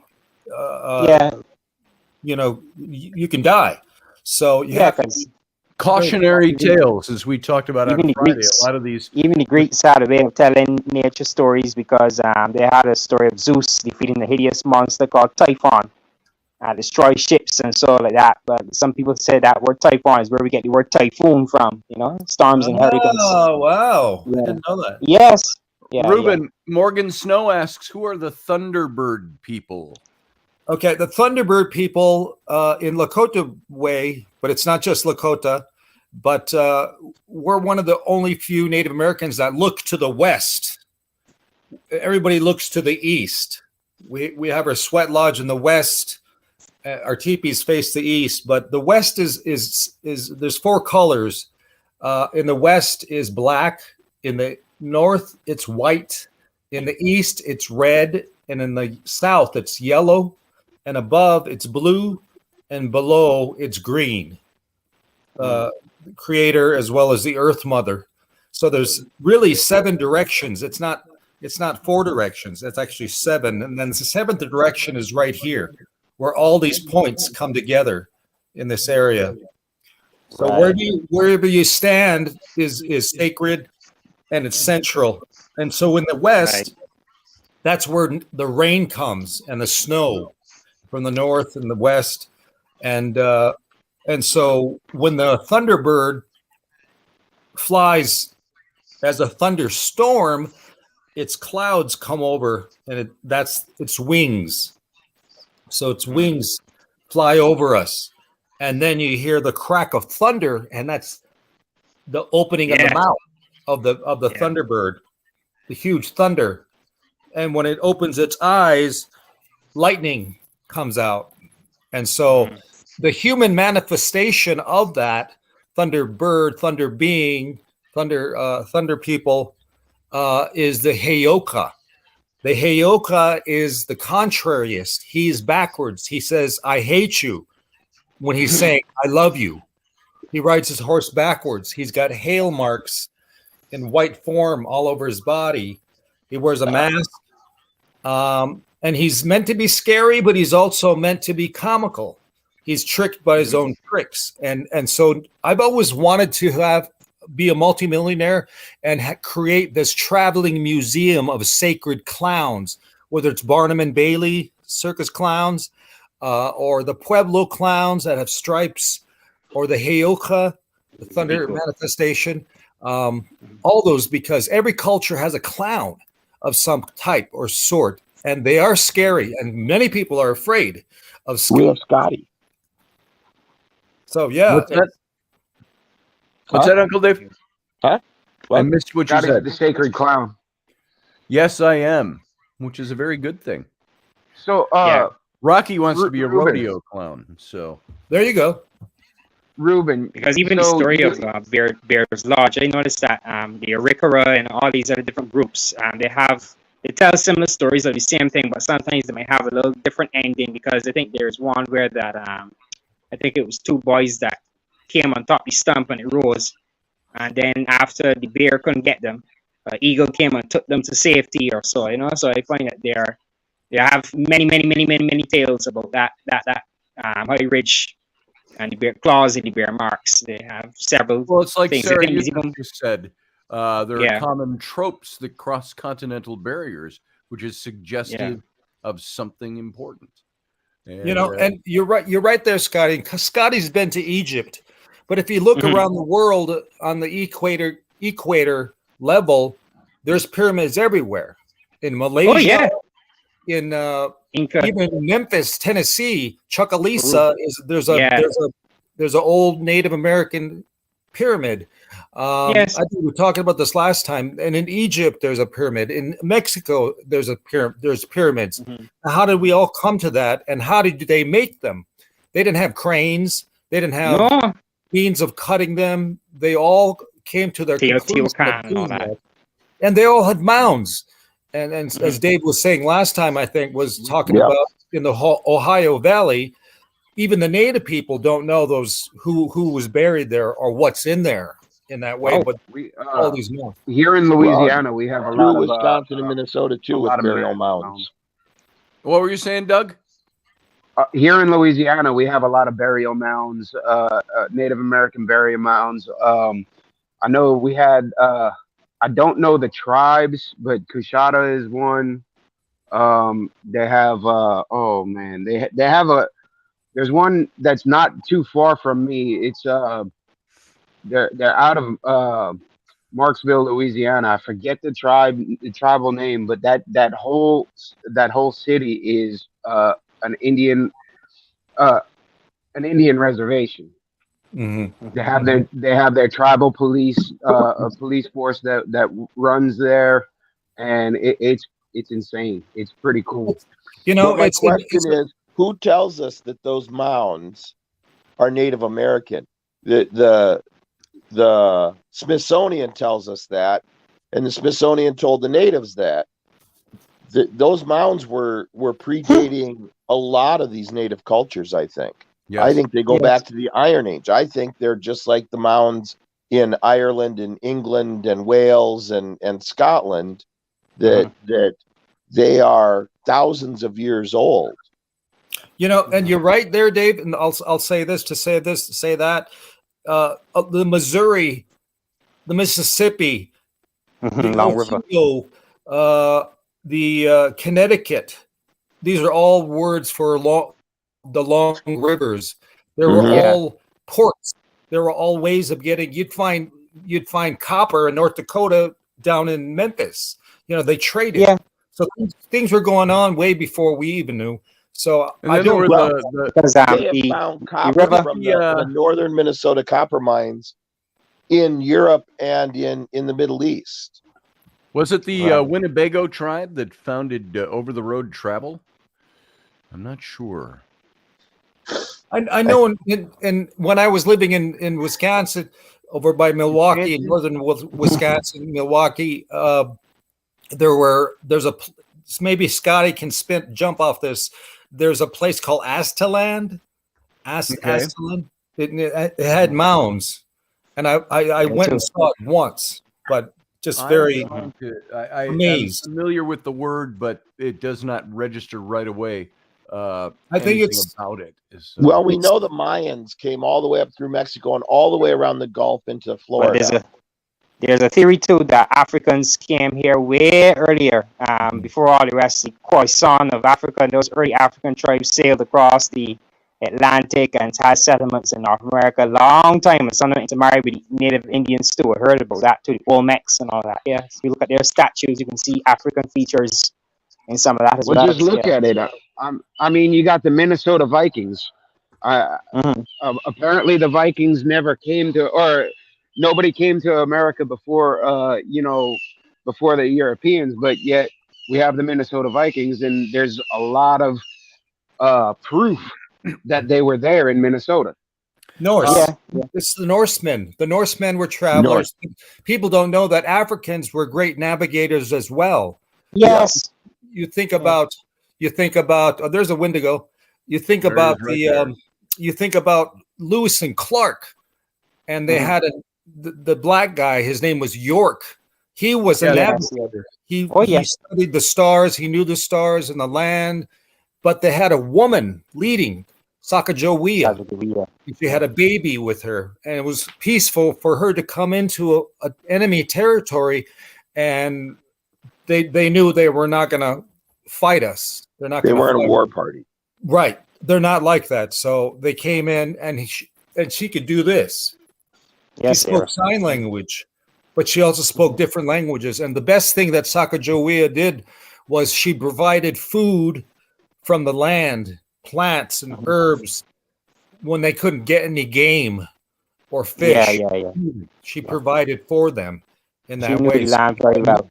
Native woman and her son, and who the baby was half her husband, who was French, Pierre, a black navigator, York, and then of course Lewis and Clark, and they made it all the way to the West Coast, and back. So California, right across. Sarah says some believe that the pyramids in Egypt are older than the Egyptians.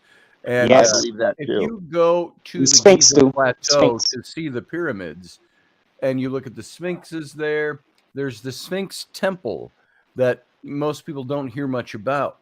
And it's as you're entering into that whole complex, and you see the Sphinx through the pillars and through the ruins there, you can stand in the Sphinx temple before you get over to the Sphinx. And there's the alabaster temple there. And it's built out of alabaster that was so precisely carved. They have these stones that would curve at the joints and curve around corners, wrap corners in odd shapes, and they all fit together like perfect puzzle pieces. The floor is alabaster. That temple is like nothing else there on the Giza Plateau. And they said that temple predates all of those structures. So you have to ask, who was the culture that was there pre-dynastic and pre-dynastic Egypt? Well, and they won't answer those questions because Zawi Hadas and those people, they don't want to give credit to anyone other than the Egyptian government. Well, that's like the city of Avaris, which I wrote about extensively in connection with the Moses studies we did in Sun and Mut. They talk about how the Exodus, they like to say that it was under Ramses II. The book of Exodus. Hold on, let me get this out. They say that Ramses II was the pharaoh of the Exodus because it says the Hebrews built the treasure cities of Pithom and Ramses, which were built by Ramses II. What they forget in that is that text was rewritten 1,000 years after it happened in Alexandria at the Library of Alexandria. It was the reconstruction of the Old Testament text. And the original Book of Moses mentions that they built the treasure cities. It doesn't say that Pithom and Ramses, but that's the name they knew those by in that era, 1,000 years after the fact. It was Pithom and Ramses, or Pi-Ramses. But what lies beneath Pithom and Ramses, Pi-Ramses, is the city of Avaris. And Avaris is in that Nile Delta region just to the east of Cairo, what would have been known as the land of Goshen in the story. And that city is another one of those cities that predates. And the only reason I bring that up is the Egypt officially will not let anybody in there to examine or excavate or do anything if in their backstory or their proposal is to link that to the ancient Hebrews, the ancient Canaanites, because they do not want to give present day political Israel the power to say we own that land too, and so I don't know that would happen, but that's the story behind Politics. the Ministry of Antiquities. Did Doug leave? Something just flashed off. So not be left. You know, and the other thing too is coinciding with what you're saying, Scotty and Dave, and of course Matt.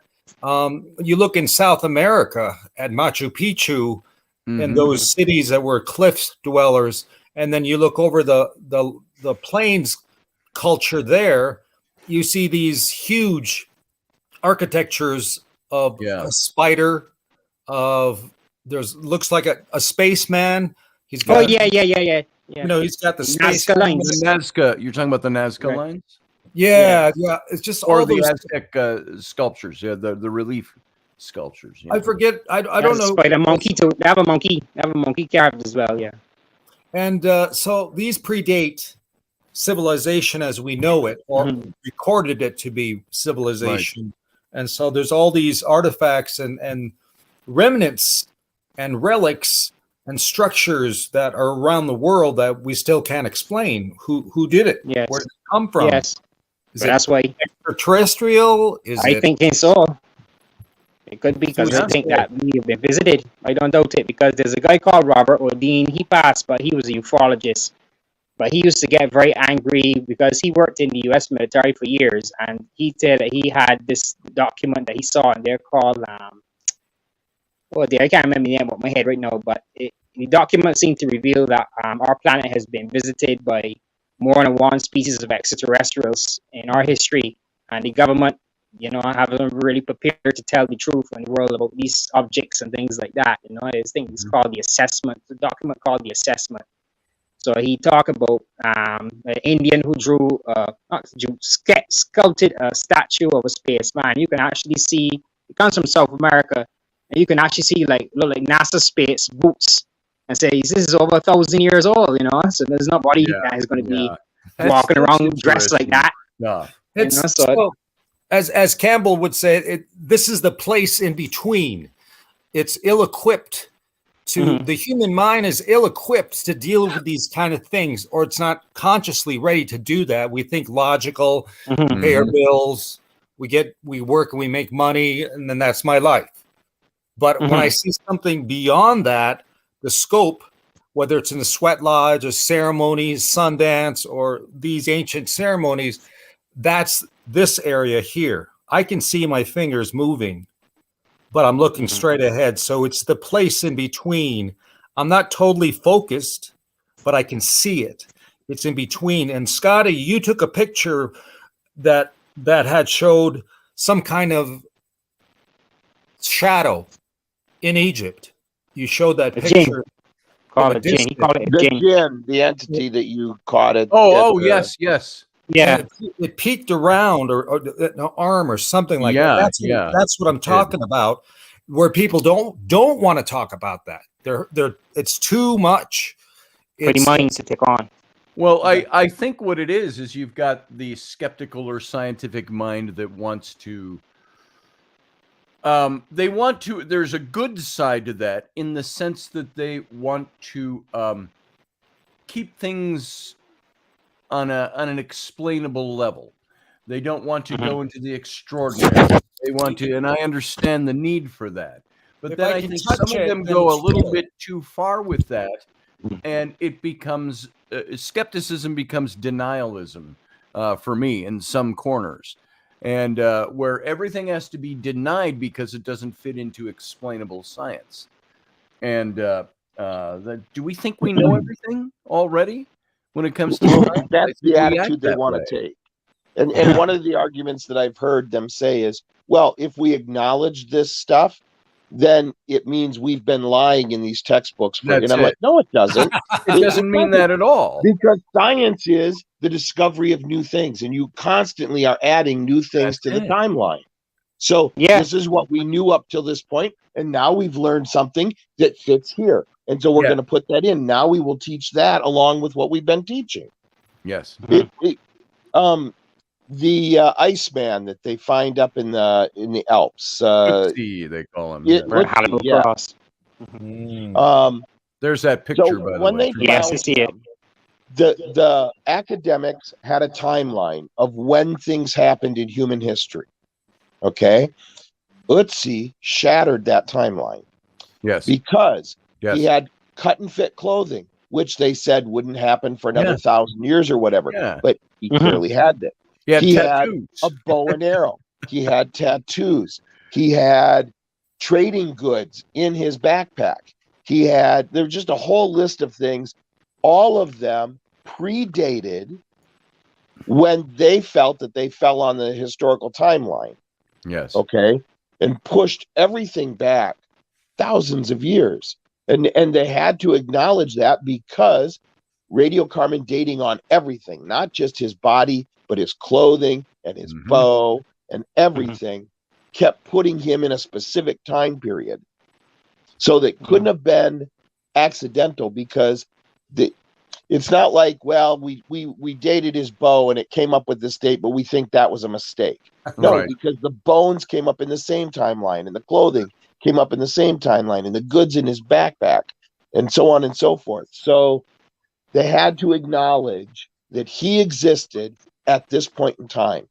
And because of that, he predated all of these things that they said happened in the human history by too many years for them to explain. And it pissed off. They did not want to accept him. That's it. It pissed them off because they found him. I think this is the problem you face with a lot of things. When I was doing writing on the Nephilim and the reptilians, and I was talking to ancient alienists and getting all that information and bringing that in, the problem you have with that is nobody wants their theory upturned. Anybody who's in that biases. There is a bias that's there. I have my own bias about things. I talk about Sunenmut, this guy back here. I talk about him in relation to Moses. And there are people that don't like my theory because I'm more educated than you, and I've looked into this longer. It threatens their research and their study to think differently. So that's a problem, I think. How is it John Ward puts it? It's a wonderful story, Scotty. That's a wonderful story, Scotty. And yes, that's how John says it. So, by the way, I thought I would bring this photo into. You've all seen this since Ruben mentioned it, and I've got sitting up there the picture of that figure that I saw in Egypt. Right here. This is the long view. This was the original shot of that picture, and the other picture I showed you, this one is a blow up of just the far left. If you look at this picture right here, I was sitting almost directly in the center. In the background, there's that long stone sitting way back there. I was sitting there on one of the smaller rocks having a cigarette. John was monkeying around in the ruins looking at hieroglyphs. There was nobody else there, but way over to the left, center up and down on the left, behind that close stone wall, you see that black figure emerging from behind the stonework. Stones fell out just below the natural feature. By the way, if you look at that and you calculate the height of this person, you can't see. I don't think you can't see my mouse moving in here, can you? No, probably not. No. No. Down below that, calculate where his feet would fall, and then look at the ground over there, and you'll see how high off the ground that particular individual is, or how big he was. And the ground is he's much higher than the ground there. So that and I'm not to talk about this story all over again, but that's the picture Ruben was referring to, and he was in one shot. Is that a pair of shoes laying out there? What's that? Is that a pair of shoes in the center?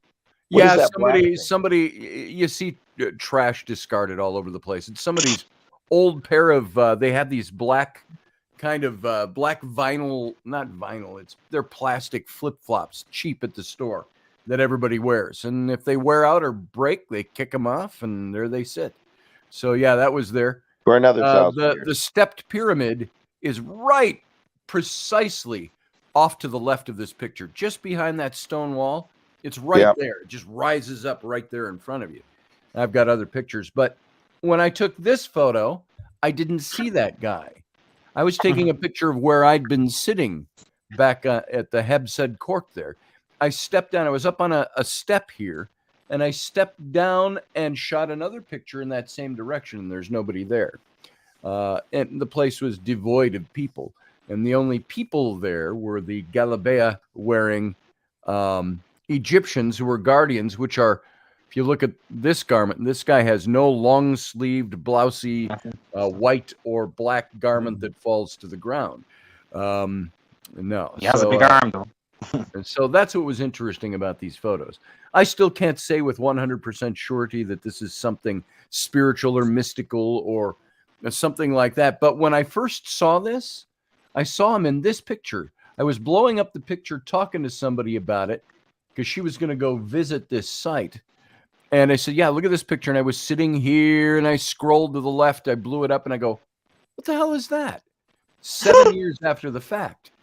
And that's when I saw this guy. And my initial reaction to that immediately, without even thinking about it, in the back of my head was, God, that looks an awful lot like those weird pictures you catch of Bigfoots or ghosts or something. Yeah, Okay, paranormal. the costumer in me, the costumery, I see what looks like Egyptian armor. You see, like, I think he's facing away from the camera. You're seeing the backside of his shoulder. You're seeing right up at the top of his shoulder, there's a bit of reflection. That looks like the shoulder band of the armor. And then down at the waist, there's a band going horizontal. Yes. So you think this is gross of Egyptian armor? A type of Egyptian armor that was worn back Very then. Interesting. You know, But it's nothing you'd be walking around the desert in contemporary times. Yeah. And certainly at the time that I took this picture, Egyptians don't go topless or bare armed like that. It would have to have been a tourist. There were no tourists there that day. And so it was a very, just a very interesting shot, which immediately posed questions for me. And I'm going to show you this picture. I know we've talked about some of this before, but this is the picture I took immediately within a minute, not even. I stepped down off the steps there where I was, and I took this particular picture. I'll show you this as well. Let's see. I've got to import it in. And so right after I took that picture that showed that guy, yes, I took this picture. I've got to import it in right here and here and here. And you say a minute's a long time. Somebody could have walked off into the ruins. Well, yeah, they could have, except we would have noticed him. That's the difference here. This shot. Now, this is the picture I took. I took that picture, which caught the guy in the picture. And then I stepped down. I was on one of the porches of one of these little temples there. And I stepped down off this porch and took this shot in the same direction. So right about the middle of this picture, you'll see right in the dead center, you see the path. And just to the left of the path, you see the stone ruin walls there. That's what he was emerging out of from behind that wall. And so I stepped down off of this porch and took a picture back. And no, actually, I was probably up almost closer to the middle. And I stepped out and I walked down the lane and turned back and took another shot. There was nobody there. Either somebody was skulking around and we didn't notice him. John was wearing a greenish brown tweed suit coat and his fedora and his cravat and an umbrella under the arm. I just sent you two images of Egyptian armor that look like that from that period. Scotty, to your You just messenger sent me thing. I know here. you have to process it through a bunch of stuff, but Yeah. You know, when I think about these things, and I've thought Yes. about your image, Scotty, I think of not just that place, which has history, of course, Yes. but other places that are ancient in the world, and people have seen things they cannot explain. Oh yeah, I can see that, Dave. Yeah. Yeah, yeah, see Egyptian scale armor, shield and spear. And what Did that you, were reminds you able to call it up, Dave? I'm saving it here so I can. yeah, I can bring it up and show, but I can't get a very great clear picture. But see the guy in bronze? Yeah. Yeah, Saving it bronze right scale now. armor. Look how it Yeah. curves around the hip, and if you look at that image, you can see that curvature around the hip of the armor and everything, and Yeah. how the bare sleeve is, the bare arm. It's interesting. I always viewed this as being from the front, but you make a lot of sense there. It could be Well, something look at his from- hand. Look at his thumb. It looks to me that where the shadow lies, that thumb is farthest from the camera lens. That That's we're seeing his very hand. possible. Here, let's put that So one up again. it's the backside of his shoulder. Yep, I see what you're saying. That could be from the rear. And you, Yeah. and you Yeah. see how the 3,000-year-old ghost. metal curves around the hip and comes down the shoulder. That would be very much like this armor here. For about 3,000 years. Well, for some Yeah. reason, it did not show up. I came across this show one time long before, this is the 90s, before they started doing ghost chasers. These guys that go with cameras and they go into old fortresses or houses or whatever, and they lined it up. So these guys were one of the first out of California, and they kept hearing that there was a hotel that was, oh, I can say that now. You could tell in this hotel it was haunted because the owners kept saying, we hear things, we come in and cupboards are open, trash on the floor, things like that, and we clean up. Yeah. So they decided to bring these guys in, and they put sensors and cameras and audio recorders all over the place from the attic to the basement. And then they left for the weekend. Everybody left and let it record. And what they heard was what they did only get nothing visually, but they kept getting this sound. Right. And it wasn't consistent. It was random. It'd come sometimes 2 or 3 beats. And so they said, what was in the basement at the turn of the century when this was a lively hotel? And they said, oh, we had billiard tables down there. The men would have a bar and they would play their billiards. And so they try to mimic it with pool balls, but pool balls are not made of ivory like the billiards were. And so it had a different sound, similar but different. And what had happened was that they said, they came to the conclusion, when I look at this picture, is there are echoes in time that are imprinted that keep resurfacing, whether it's sound or something visual, that something happened there. Yes. Marked the occasion to where it imprinted in that. I don't think that's a shadow, Sarah. In that time frame. So it's forever going to play out that way, or yeah, because there's a true ghost story that I researched by Pliny the Younger. He wrote this 2,000 years ago of a guy in Athens named Athenodorus. He heard about this apartment that was for rent, but a lot of people were scared to go in it because they would hear noise like chains shackling and things like that, and it would keep people away.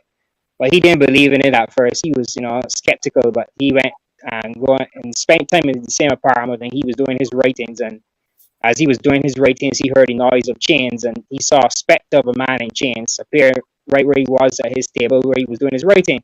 And he's being so stoic, he just ignored it. But the apparition made a large noise and then shut the chains right over his head and began to scare him.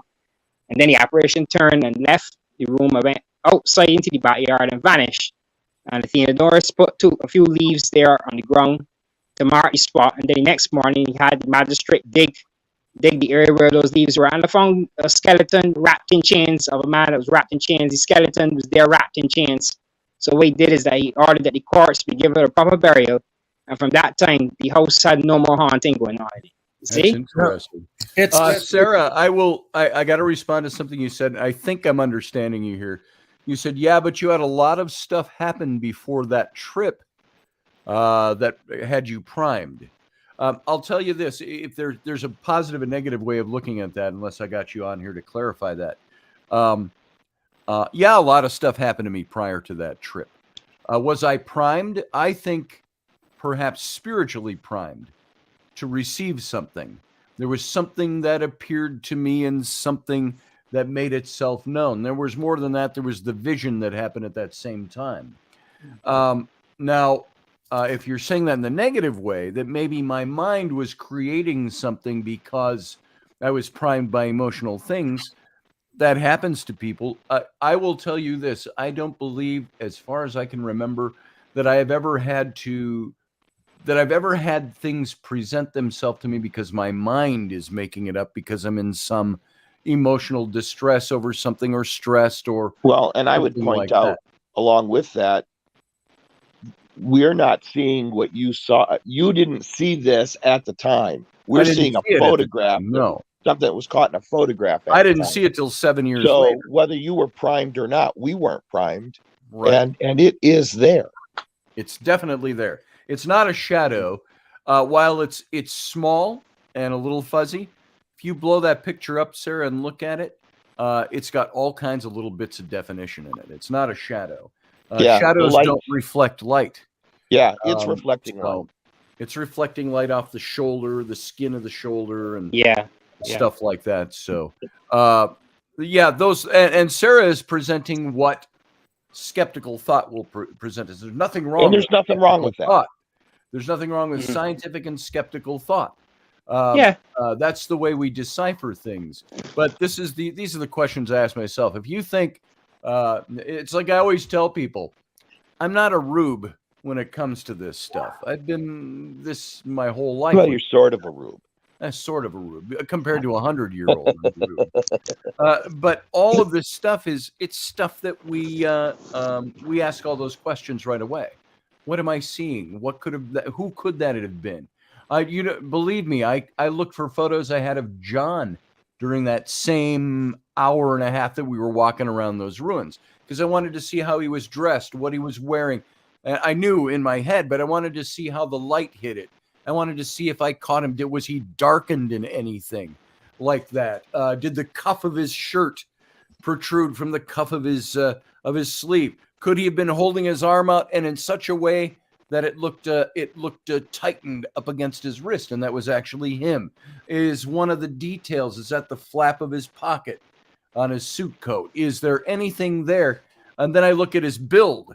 The build of his suit was squared off shoulders. You've got this big rounded shoulder with the reflection coming off of skin, and it's darker skin. And so, is that dark skin? Is it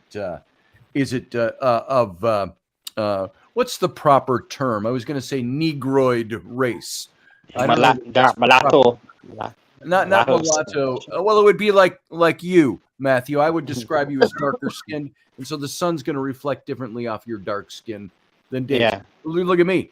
When I'm really tan, the sun makes me look different. When you're really tan, you're a lighter shade of pink. That's it. You're Welsh. And then I fade in a day. And then a day later, it fades.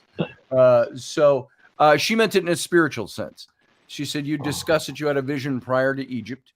I believe you talked with David Weatherly. I talked with David. I didn't have the vision until that moment, that same hour in which I took those pictures, Sarah, is when I had the vision. It wasn't prior to that. It was when Philip Coppens had died. And it overtook me. The grief was just crazy. I couldn't understand why it was happening. And I talked to David Weatherly. He called me out of the blue. He's a shaman. And he said, do you remember? And I've told this story, so pardon me if I'm telling it again for people who haven't heard it. But hey, Scott Allen over in the chat room. And David called me out of the blue. And he said, do you remember when I told you how I get messages. He says sometimes a commercial or a song or a this or that or something I read, a thought. He says other times I hear an audible voice. And he said, I was sitting here in my office and I heard an audible voice say, call Scotty. He says, so here I am. 3 minutes later, he says, what's going on? And I told him the days on end of weeping and unable to control it and emotionally overtaken by the death of Philip Coppins. And I didn't understand that because I didn't react that way when my own brother David Smith died, when people I loved dearly, and Philip was just a friend. And so I didn't understand what was going on. And he said, there's a message in there somewhere. And all David told me on a spiritual level, he said, all I can tell you is this. He says, you're going to Egypt in a few days. He says, all I can tell you to interpret any of this for you is, he says, go to Egypt. Something's going to impact you and change your life forever. Just be open to it. And that's all he said. He didn't lead me in any direction. And, oh, thank you. Thank you. Hey, folks, I'll just show you this because Rowan brought this down. While you're digging that out, I'm going to say what Sarah said here. Voila, there's another one of them. Sarah Youssef wrote, people tend to get angry when their life's work has been dismissed. And I understand that, but we're not dismissing those previous archaeologists or previous academics' work when you add something new to the timeline. You're not dismissing what they did. You're just saying, ooh, here's something new to add to what you've already found. Something new. Exactly. These are customer orders that I have to fulfill. So, you know, it's interesting because I grew up Catholic and I'm very skeptical, even amongst my own eyesight or touch and feel to make it tactile and understand it. I still kind of take a step back. Yeah. And I had two things that I went through on the Pine Ridge, the poorest place in America, my reservation, where I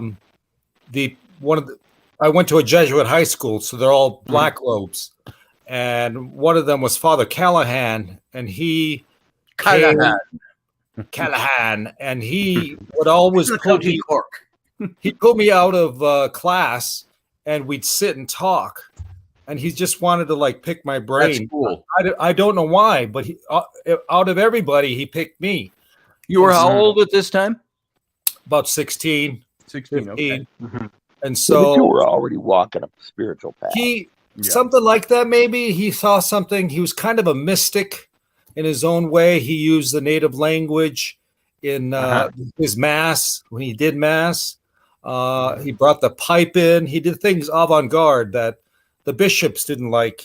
Of course, a Jesuit priest will say to you, they're the soldier priests they send in, and they would say, we never ask for permission to do something.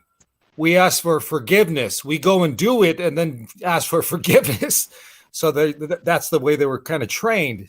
And so he said, I want you to come with me tonight. And I said, okay. He said, it's right around where you live at the Loneman School in Oglala in Pine Ridge. And so I went with him, and there was a cook. It was a cook shack that was made into a cottage. And this cook, solo, single parent woman and her two kids, there was just little guys, and they went to school, and she took them in, and they walked right across the street, and when we're in school, and she went to work. But she said every night for the last 2 weeks, there has been some paranormal activity. She didn't say that, but she said ghosts, because she would hear garbage rustling in the middle of the night, and then garbage dumped on the kitchen floor. She'd come in to the kitchen, and all the cupboards would be open, all the doors on the bottom, everything was open. Everything thrown around. She'd close it, and then she'd walk out, and no more than 2 minutes, she'd walk back in the kitchen. They're all open again. Yeah, same thing again. So that kind of activity was going on. I just blame my kids. We get that all the time here. So All right, who didn't shut the cupboard? what we had to do then was go in, and we opened all the doors and the windows, and we smudged with sage the whole house till it was smoky. Mm-hmm. And Sage brush. then he told her, he even though he was a priest, he told her, you need to step up and demand for them to leave. They have to leave. You're not welcome here. Because one night they came back from Rapid City from shopping, and the two little kids ran into the house, as kids do, and they stopped and they looked in the middle of the room, and there was a shadow or silhouette of a man sitting cross-legged, looking east. And they said they tried to look at him, and he would turn away. They tried to look, and he'd turn away. And they said, "You have to leave." The two little kids said that. "You have to leave." So he got up and he walked into the wall. Yeah, That's when they called. You know, I see stuff. I'm just gonna finish real quick, I'm Scott. sorry, I didn't know you were done. I'd love to hear your take on this, because so what we did was we smudged the whole place. She asked the person to leave, who it is, and then Father Callan and I, we had Callahan, two canisters of Morton salt, and we went around the house. Brady house. Right. Outside the house, the structure of the house, salt for protection. And that's very pagan, and he's Catholic, and I was just like blown away by that. But that kind of thing happened.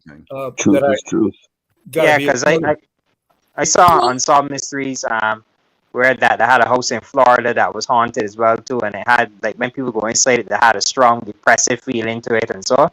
And the guy who was standing there, he was sleeping one day, and he saw a lady appear in his room, and then walked back out and disappeared. And then I think one time they brought in a Ouija board, which I don't really like, and was able to try to ask who this being was inside the house, and it said the being was named Isabella or something of that nature. But it said the house started to smell, and it had, you know, a stench that wasn't good. And when ghosts, paranormal guys enter it, they felt like they had headaches and things like that. And there were some who suggested that first to start saying the Lord's Prayer and things like that to see if they could invoke this thing over the house, and then they even spray the entire all around the house with salt. Right? Yeah. I remember seeing that in that documentary. But the thing is that eventually they had to move because it got so violent with the apparition appearing that they couldn't stay there anymore. Now, I wonder about that stuff. Now, I always say this, and I tread lightly when I say this. There's not a lot that scares me or that I'd run away from in the paranormal realm. I can be startled.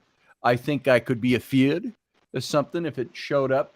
But I tend to think, we were watching, Flynn brought up a bunch of clips from somebody online that shows all these different clips he gathers of paranormal stuff that people post around the world. And you get a lot of people. There were some guys, you know, I heard guys saying they see something move, and they go, nope. And they run out. And I said to Raini was watching that with me.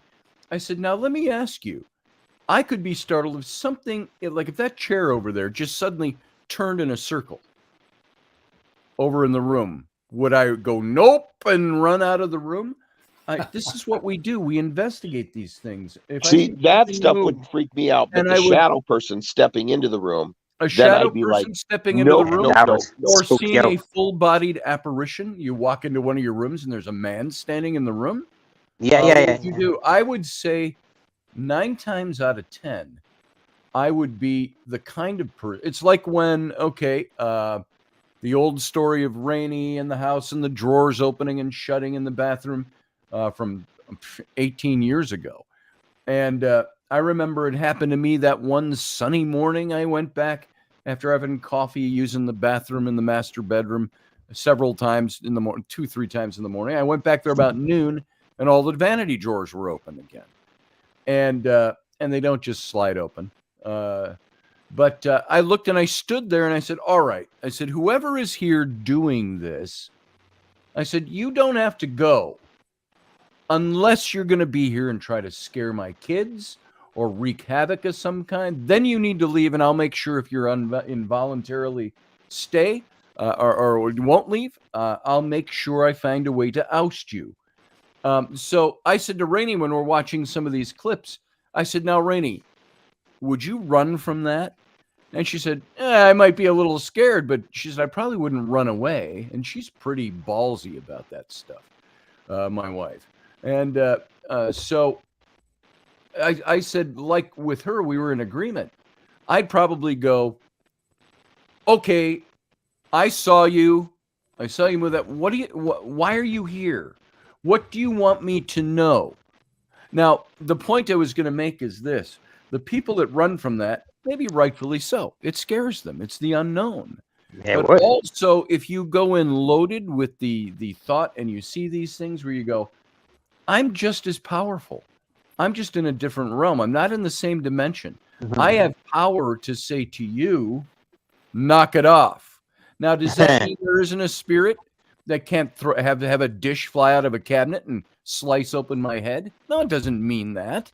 Are there spirits that have the ability to do that? Well, hey, if they can move a chair or stack a chair or knock a stack of dishes over and break it, do they have the ability to hurt me? Maybe, but maybe not. Maybe they are not allowed to touch people that way.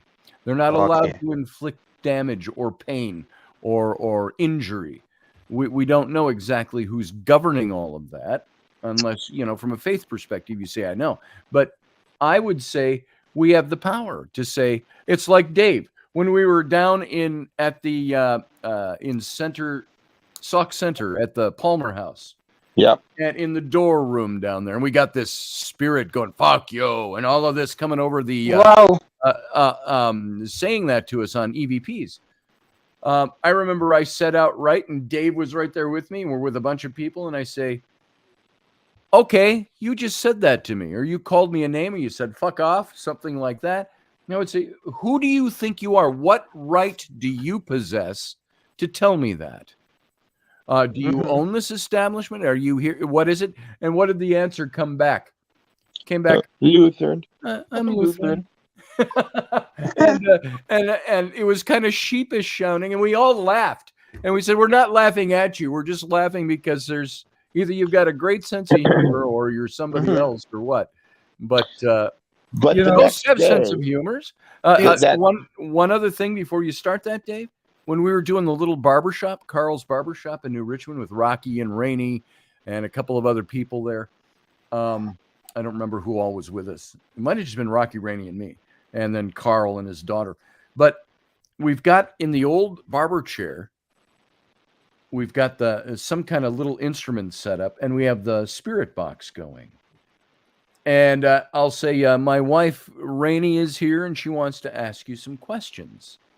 And the voice comes back over the spirit box and says, how you doing? And we all started laughing, and Rocky starts laughing, and Rainey laughs. I go, yeah, how you doing? And I said, at least whoever you are, you know what a good looking woman looks like. How you doing? Said the spirit box. He told that there was Red from the Mounds Theater up in the projection booth that said over a spirit box to Lisa, our old friend Lisa.